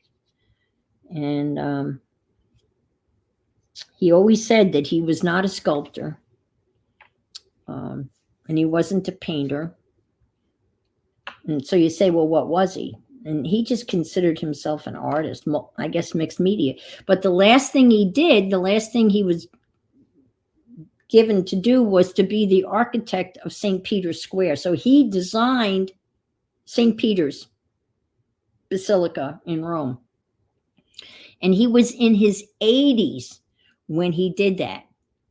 In his 80s, he designed the St. Peter's Basilica and that whole complex of St. Peter's Square in Rome. That's his. That was his design, and he was the architect of that. And he was in his 80s when he did that. That's just, the life expectancy back then was about 45. If you were lucky, about 45. So he was just one of those. Just loved him. Loved his work. It's all classical, but no really formal training. I mean, he would go to the quarry, and look at a chunk of quartz or stone and say, well, cut that. And he would see, he had that vision that he would see a hunk of stone, and in that piece of stone, he saw David. He could see in his mind, he could picture that David was in that stone, and all he had to do was let him free, just chisel away, and then David would appear. I mean, that's how he described it in his own words. He said that, he just released the David from the stone, which is just obviously mind-boggling. But he had, a lot of rich patrons that, supported him. And again, he always had work. And I know nothing about art. I mean, I only know that, what people can read. I mean, I'm interested in that, but he just was just amazing. Okay, so this is what we've got. And I know we're at that messy stage. And I think what I'd like to do, there are these, DeWitt has come out with these big colored charcoal sticks. I looked at them because Denise Love was using them. and they're like very expensive. So I'm gonna pass on those for. But you know what? I am gonna try to use. If I can find them, they're here somewhere. Mm-hmm. There they are. All right, I'm going to try these. I want to get some other medium in there, and so I'm going to put some of this in. I bought these a while ago.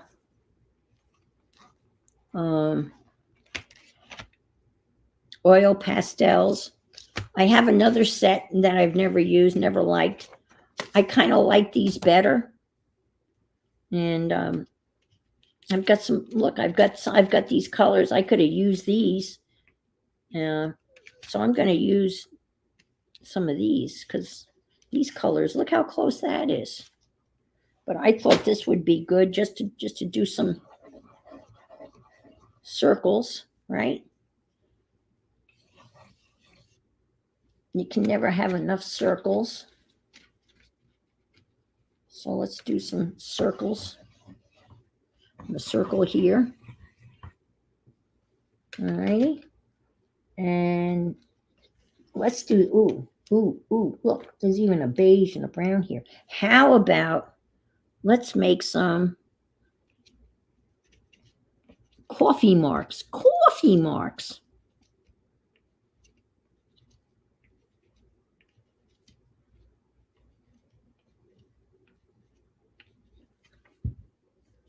Yeah.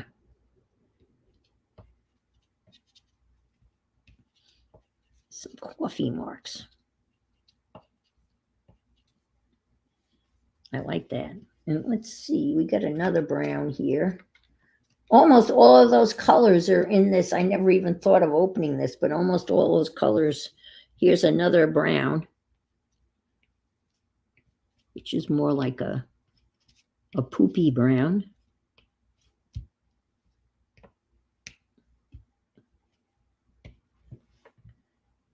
I like that.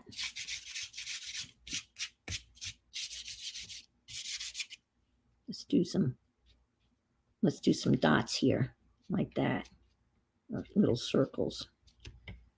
Okay, there we got that. That's good. I like that. And I think that let's see, what other thing can we use to make a mark with? Fine marks. How about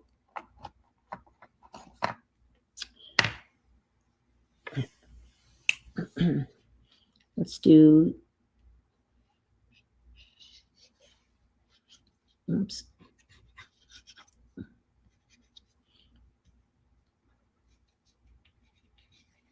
That's not gonna work. It doesn't like that surface.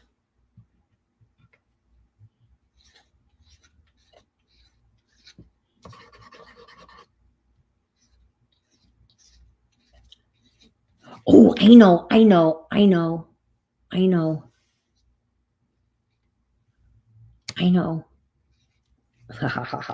it's gonna work. I know it's gonna work. You know it's gonna work. You know too. I know.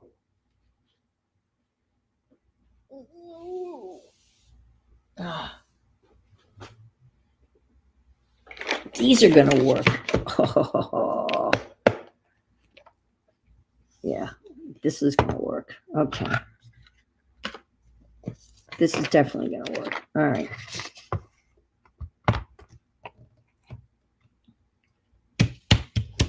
Get some blue. Blue. I'm blue. I love blue. Where's Barbara? She could sing. Isn't there a song, Blue on Blue? Hi, Janice Glines. I think I said hi to everybody. Is there a song, Blue on Blue, I Love You? Yeah.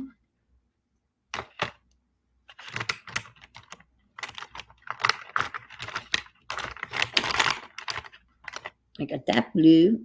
Ooh, I got a metallic. That's kind of that color. Let's see if we can't get a little. a little metallic in here. Ooh, I like that. That's pretty, right? Do that.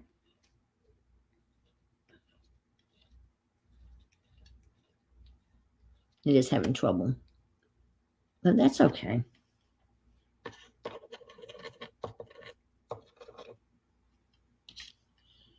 And let's do some of that over here. Some circles in here. Why not, right? This is just a mess.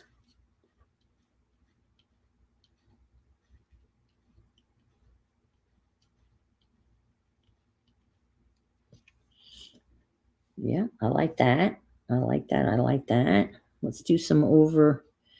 Yeah, these are a little messy. Let's see if we can clean those up a little bit.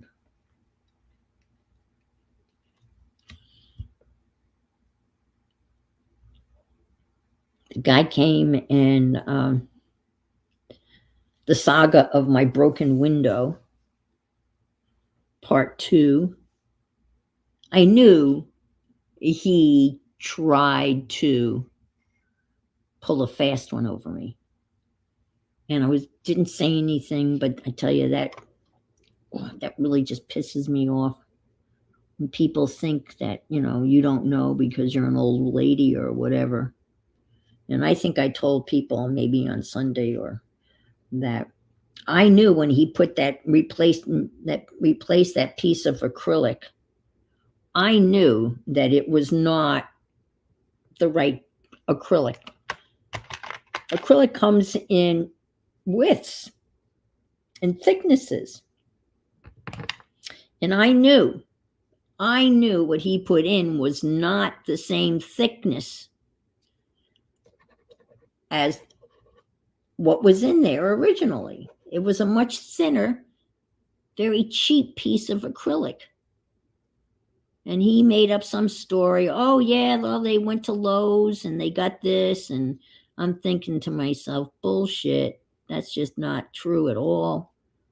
And he put it in. And I knew it was going to leak.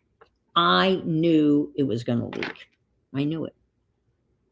But I had to wait for it to rain and have the wind blowing from the west against that window. And we finally had that storm 2 days ago. And it was just one of those wicked afternoon thunderstorms, what they call severe, with 3 exclamation points. And, winds gusting up to 60 miles an hour, hail the size of 3/4 of an inch. It was a doozy.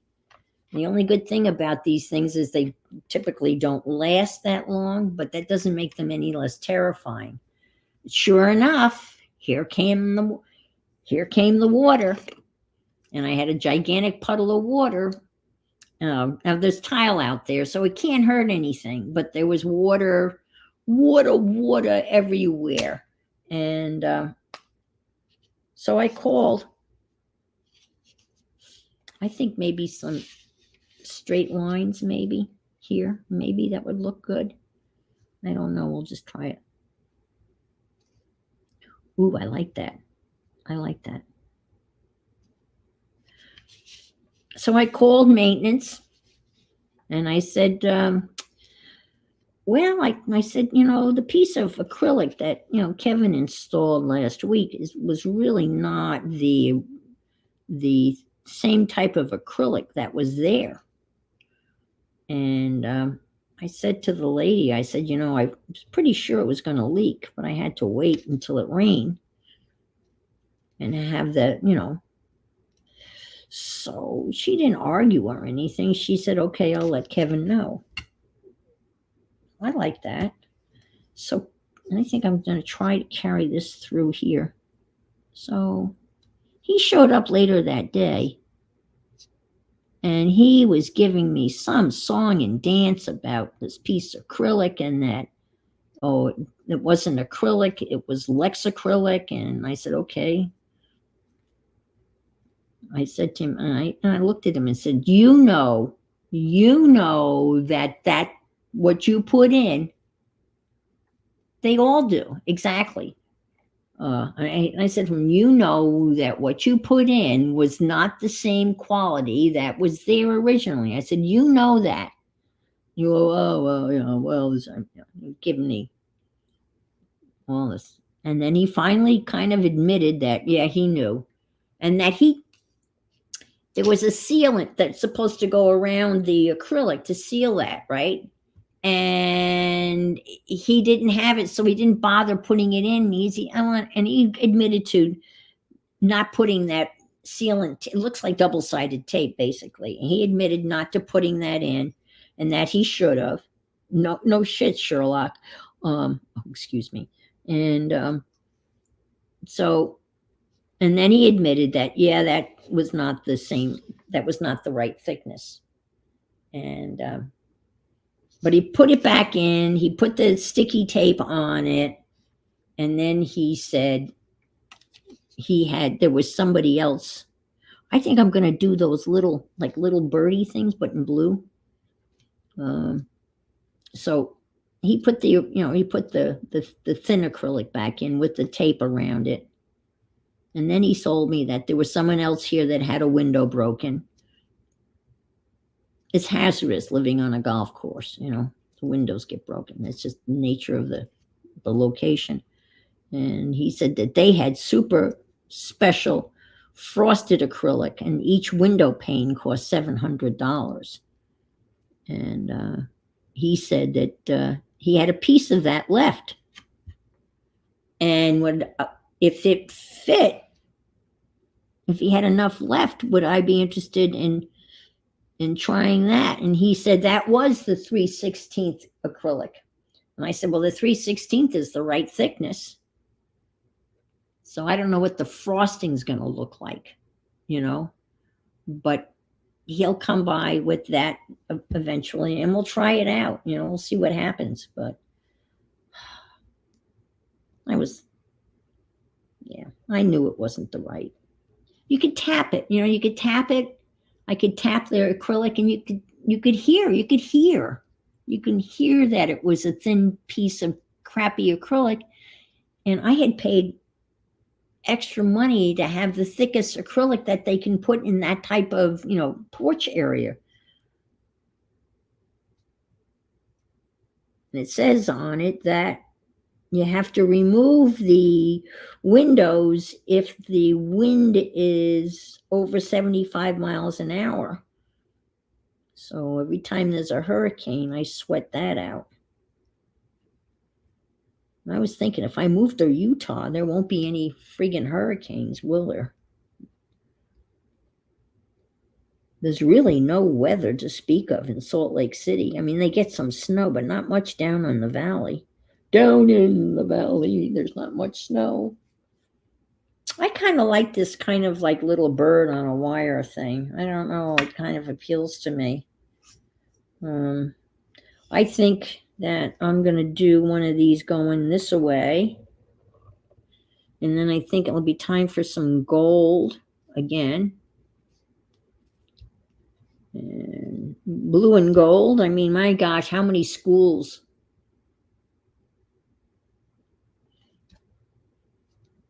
I did.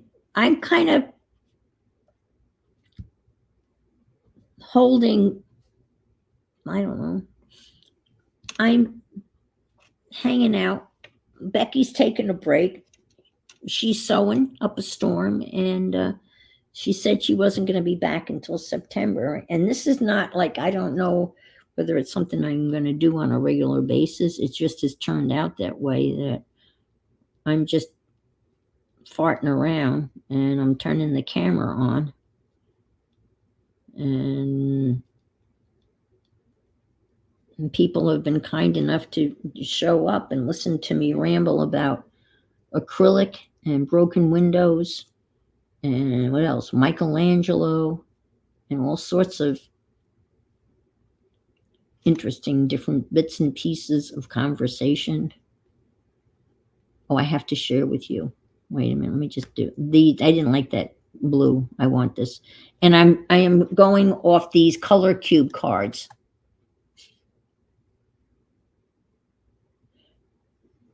Yeah, you're right.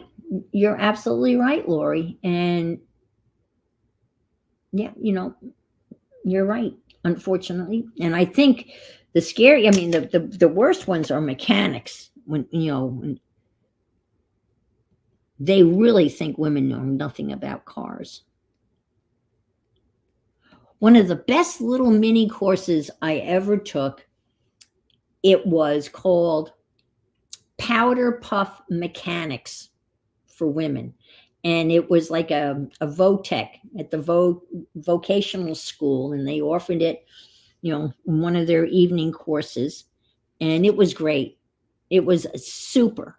I mean, I knew a lot about that stuff, but it was great because a lot of women didn't know where the dipstick was or how to change a tire or what to do when the engine light comes on. It was all a basic mechanics powder, and it was called Powder Puff Mechanics. And, just a little bit of knowledge, all you have to do is to be able to ask one intelligent question, and they usually back down. AAA has one too. Yeah. And they're well worth taking.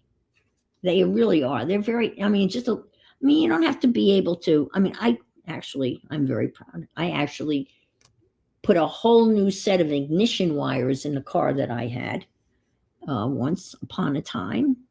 And that wasn't hard because I looked at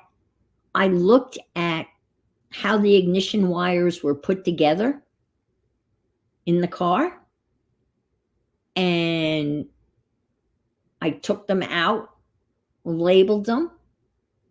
I went to like Pep Boys or someplace like that. I had the ignition wires.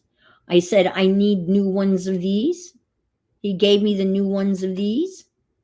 I went back and I put the new ones in, and just like the old ones were, but they were new ignition wires. And this is before, mind you, before cell phones and before I could take a picture.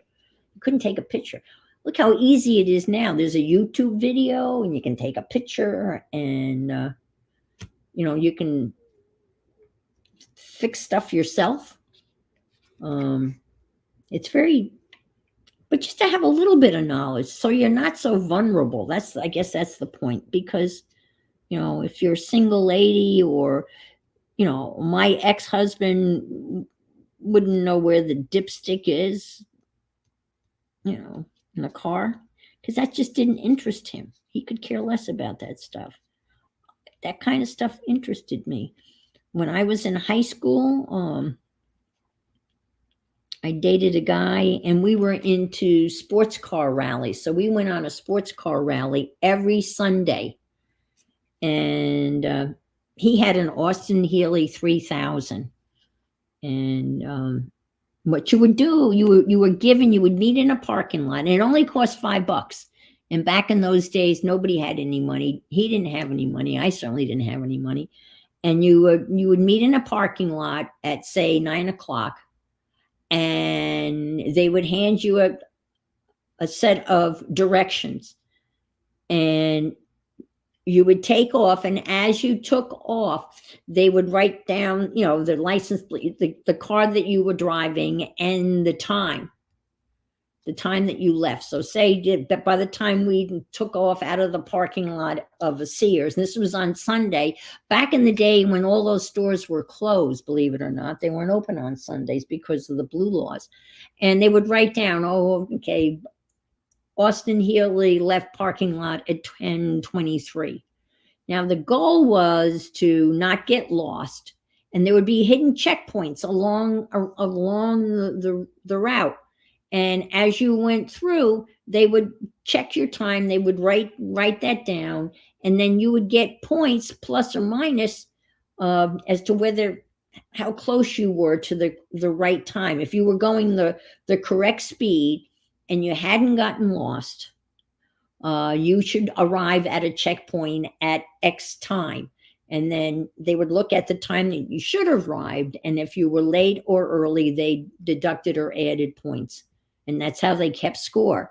And at the end, whoever came closest to running the rally, running the course, closest to the correct time won.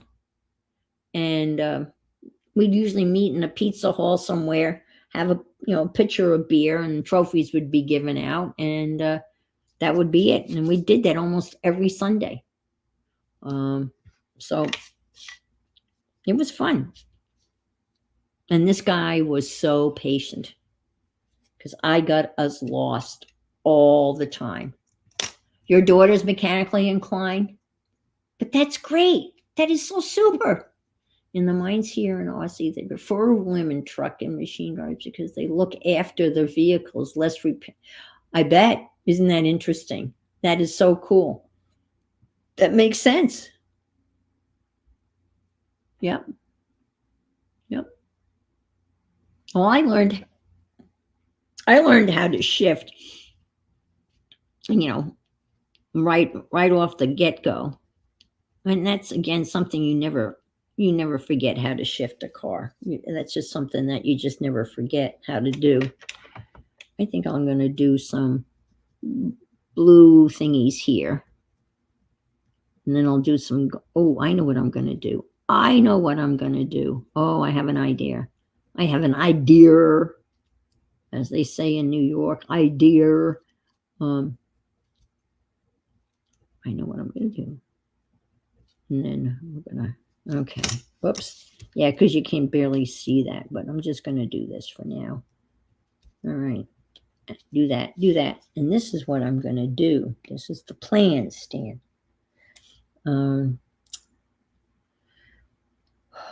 I like this, though. I have to do this. I really like this. This is appealing to me. Denise does this in hers, and I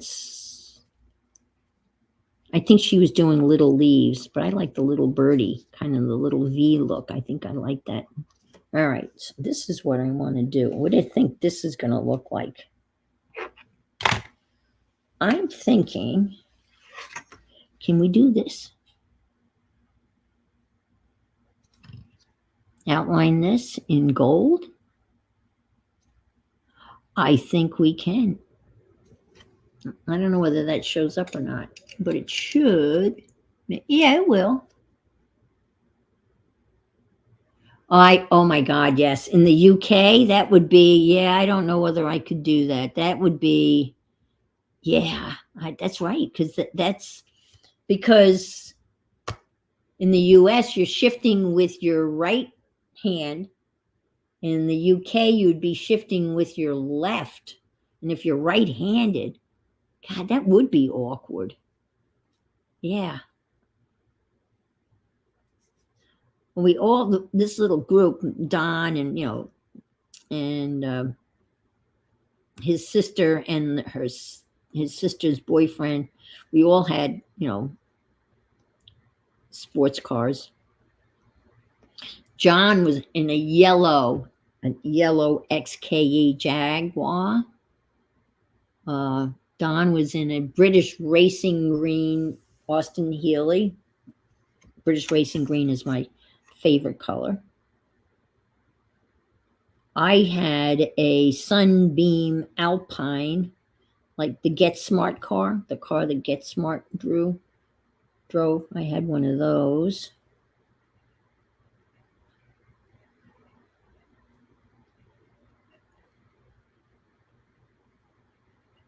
But they had car clubs that sponsored these, like the MG Club of America would sponsor them. But I don't know how you would do that. I mean, even this,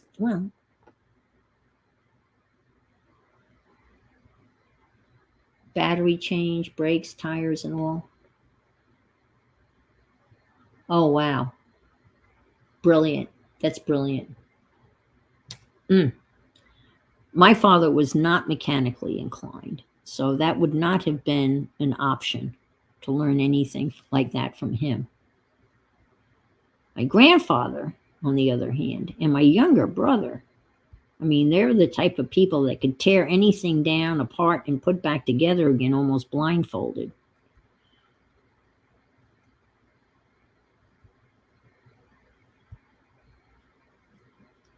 But I was such a tomboy. I gravitated towards that kind of stuff, I guess.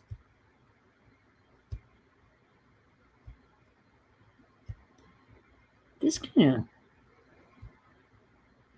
this kind of looks cool. That really shows up because you can't see it, but that really shows up over here.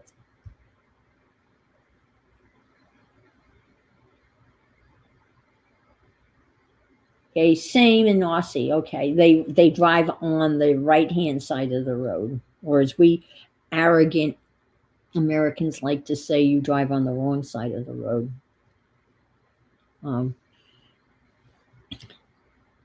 Do you know that they drive on the right hand side of the road in St. Thomas, U.S. Virgin Islands? And there's a long story as to why, something to do with wild goats or something, and herding goats, or they had some explanation on it. My brother lived in St. Thomas for 30 some odd years. We went down to visit him, my mom and I had rented a car, and I was getting ready to get in it to drive. And he said, "You want to drive? You sure you want to drive?" I went, and he kept on saying, "You sure?" And I said, "Yeah. Why shouldn't I drive?" He said, "Well, they drive on the right-hand side of the road here." So I was immediately handing him the keys.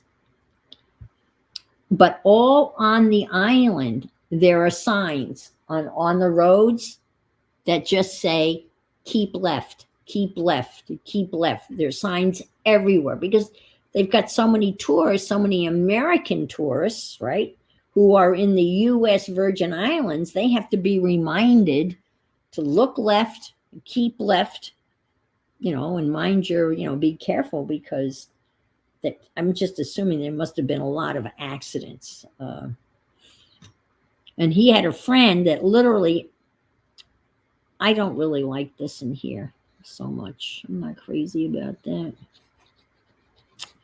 But let's see. No, not liking it. I don't know whether that's going to help or not. Don't like it. No. He had a friend, maybe just a little smidgen, something like that in there. He had a friend that opened a t-shirt shop. No. And he was selling t-shirts, and he named the store Keep Left. He figured he would get a lot of free advertising, which I thought was pretty funny. Hi, Deb. Oh, thank you, Deb. I'm just actually, I am intuitively making a mess, if that's what you, right? Is it intuitive? I think I want a little gold in between this. Let's see, can I get one in there? Yeah, I think that.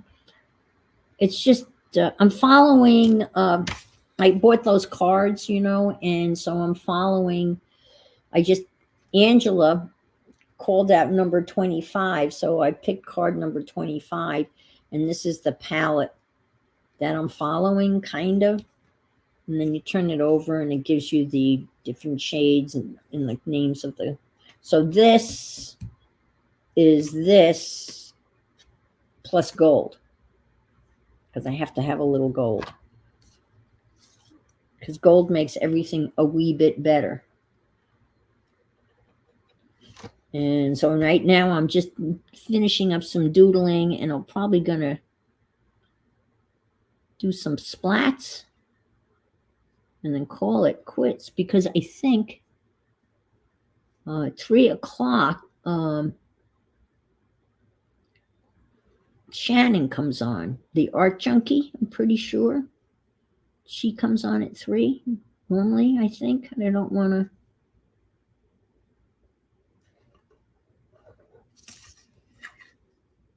Yeah, you need that little gold in between that. That look pretty good. I'm not super crazy about that, but that's okay.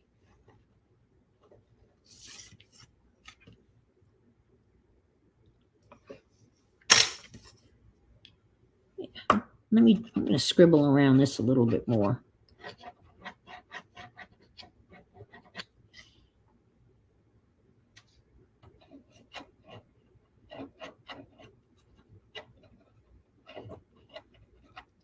Oh, I could do some of that asthmatic writing? You know, dear John, you are an asshole. No, I'm just kidding. That wasn't nice, Anne. Dear Mary. No. There. Yes, that's what I thought. Okay. Let's see if I can't try some splatters. You know how successful I was the last time. But that little scribbly white is nice. And this is a really good, this is a very good gold jelly roll. This is their metallic. Yep. I like this set. It's got a little bit of everything. And I got it because Barbara Owen was using, she likes to use the jelly rolls. Yeah, I think it's Eastern time. Well, it's 3:00 my time, so almost, I don't know whether she's Eastern or not, but she's 3:00 my time. So, all right, let's do this. Barbara Owen uses these a lot in her Mandela stuff.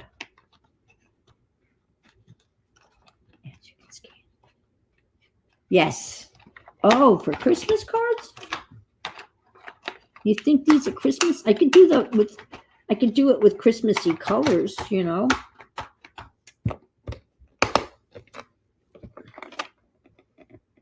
Yeah, I could.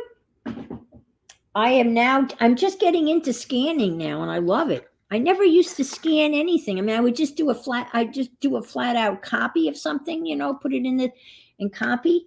And now I've discovered the, you know, scanning feature.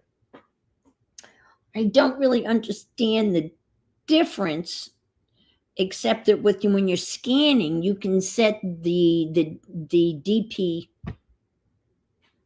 DPI or PDI or PDF or no PDF is, but you know it. The pixels, you can set them. Usually, when you buy download digi downloads, they're set at 300, so you can get and you can set that. But when you're doing a regular copy, you know, just on the flat out copy, you can't really set the DPI. You can make it more, you can up the density. But if you're scanning, you can go with dots per inch. Thank you, Barbara. You can actually go in and set the DPI, dots per inch. And apparently the standard DPI is 300, but 600 is better. Yes. But you know what? When I scanned when we did the washi tape master boards, I did them at 300, and then I did it at 600, and I liked the 300 better for whatever reason. The 600 came out darker. Now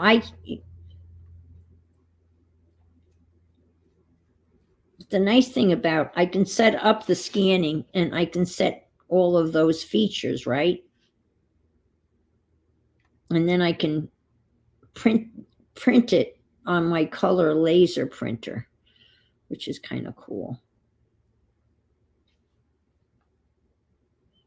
Now this is nice and juicy, and this should splatter nicely, and we'll see.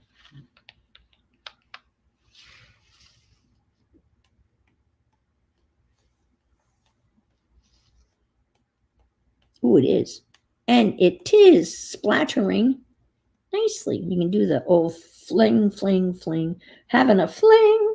Woo-hoo, woo-hoo, woo. All right. These are so luscious. Look at that. Look how only you can see that. No, you can't see it. You can just see how luscious this is. Look how luscious that is. No, you can't see it. There, you can see it. These are such, yeah, luscious colors. Look at that. Isn't that pretty? Yeah.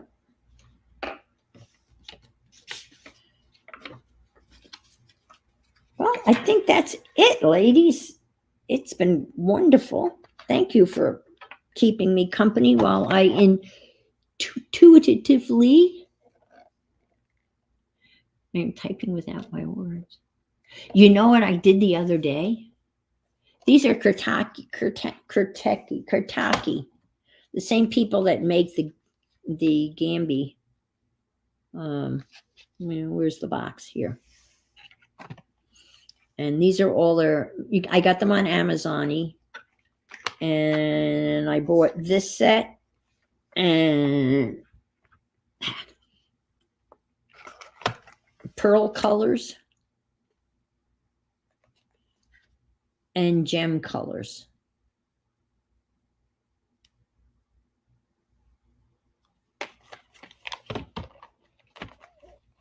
And it's just a beautiful product. They really just make beautiful stuff. I have the whole set of their, I bought these years ago. I don't know how many people have these, but I bought these, again, enabled by Dee Dee. And they're the same company, Kurtaki. These are this is watercolor. These are watercolor. And these are at least 7 years old, at least 2016. And they still have, they're getting a little dry. But Dee Dee uses them when she was doing her color book. If you wanted to get in a tight place, you could get in a tight place because it's got a really thin nib. I can find the name camera. Oops. But you can see how fine that point is. Karataki, yes. Hi, Ruth. Good to see you. And again, these are at least 6 years old. Real brush. Zig. Clean color. Water base. And this is lilac. It even has the color on it. This is lilac. And so I think at the time the set was 40 of them. And of course you can't see but I bought them all. Next time when I don't even know whether they still make them. They may, but again, I bought these on Amazon, probably in 2016 would be my guess.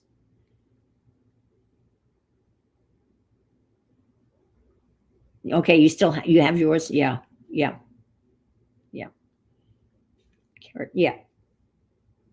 Kure, it's Kure, take. Kuretake. And they're the same folks that make the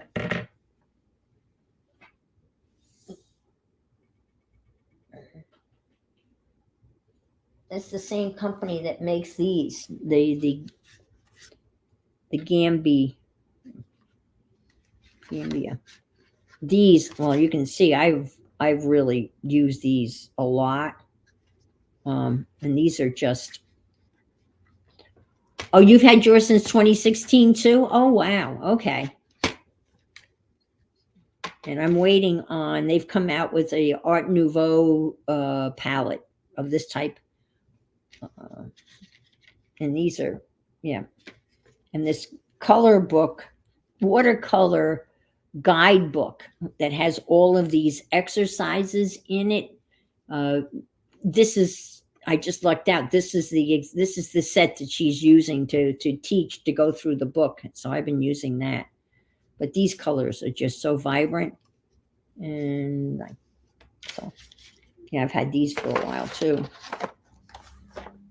So, well, I'll say so long. And again, thank you so much for being here. And well, I have a couple. We have a yeah. Let's take the tape off. I find that the most fun. The most funnest is to take the tape off. So let's take the tape off.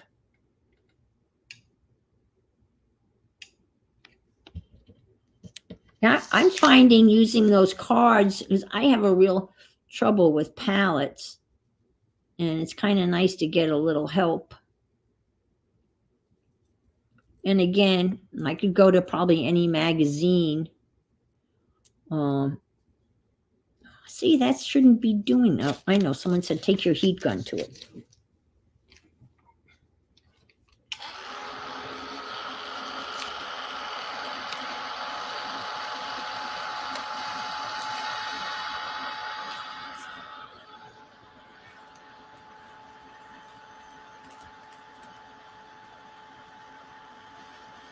Oh, wow, that just is not cool at all.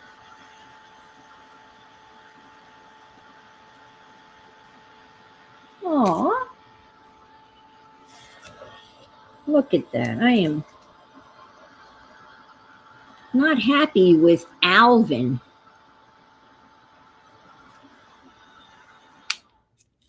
It's hot.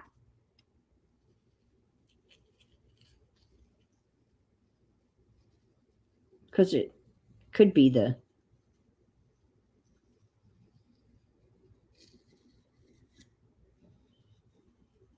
I ruined that whole one.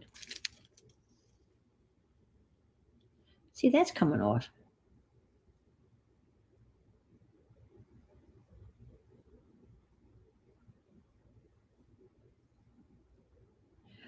Yeah, who was that? And I've done that before, and I can't remember who that. I've done that before. I don't know. Was it Kathy Arbor? I don't think it was Kathy Arbor. I know exactly. Yeah. But I can't heat it from the back because it's glued down. I can't. It would be great. I'll come up this way.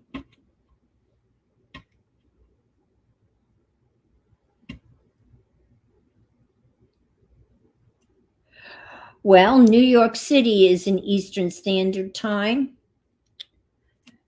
And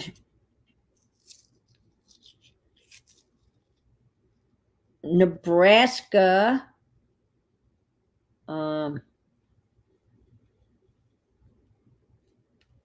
is I don't know the whole state. Central Time. What would be a city for Central? Chicago Central Time? Detroit Central Time? All right, Central Time is Chicago. So New York and Chicago. Yeah, that's a good idea. Texas is Central Time. Yep, that's true. Arkansas, right?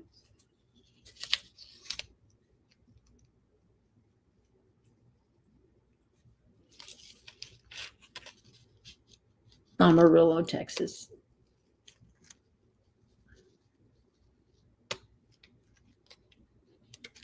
See, this is all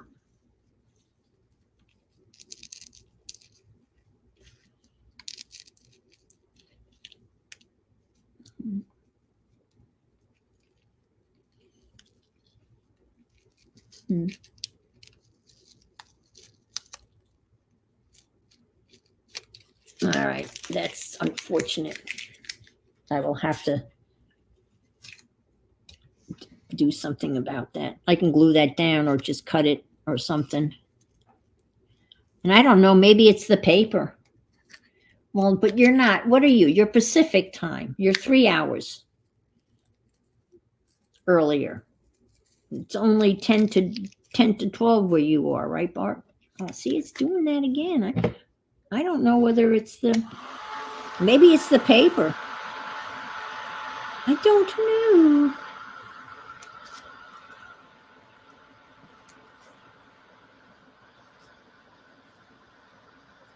It's not like I'm ripping it off real fast.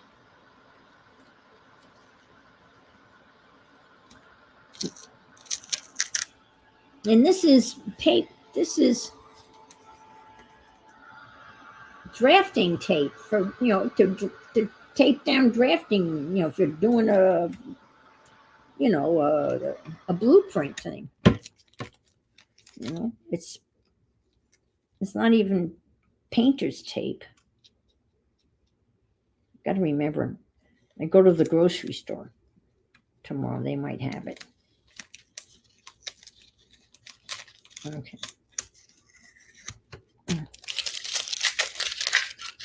Zone. Yeah, that's right. Some areas don't have. See, it's doing it again over here. Yeah, St. Thomas doesn't change. They don't do daylight savings. They keep on threatening to not do it anymore. I just wish they would, should have get off the pot. And I mean, the purpose behind it is no longer a valid purpose.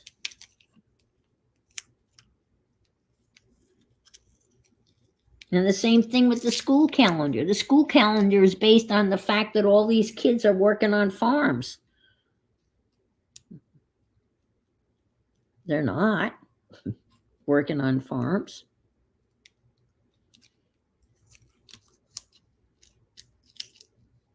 Bye, Dar. Yep, I'm out of here as soon as I pull off the last of this tape. So thank you for being here. Did it again. And I've seen some new names, and if you haven't subscribed to my channel, I would gladly invite you to subscribe.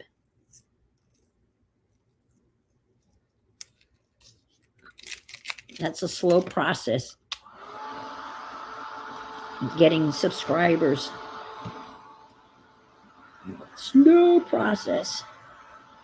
I remember how hard it was to break 500, and then it was 600. So it's.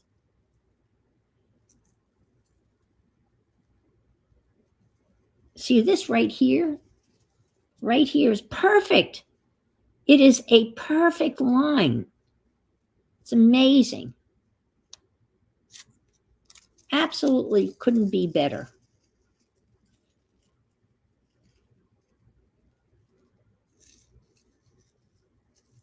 Okay.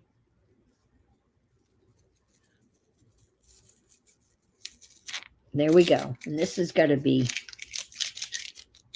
We'll do this for now.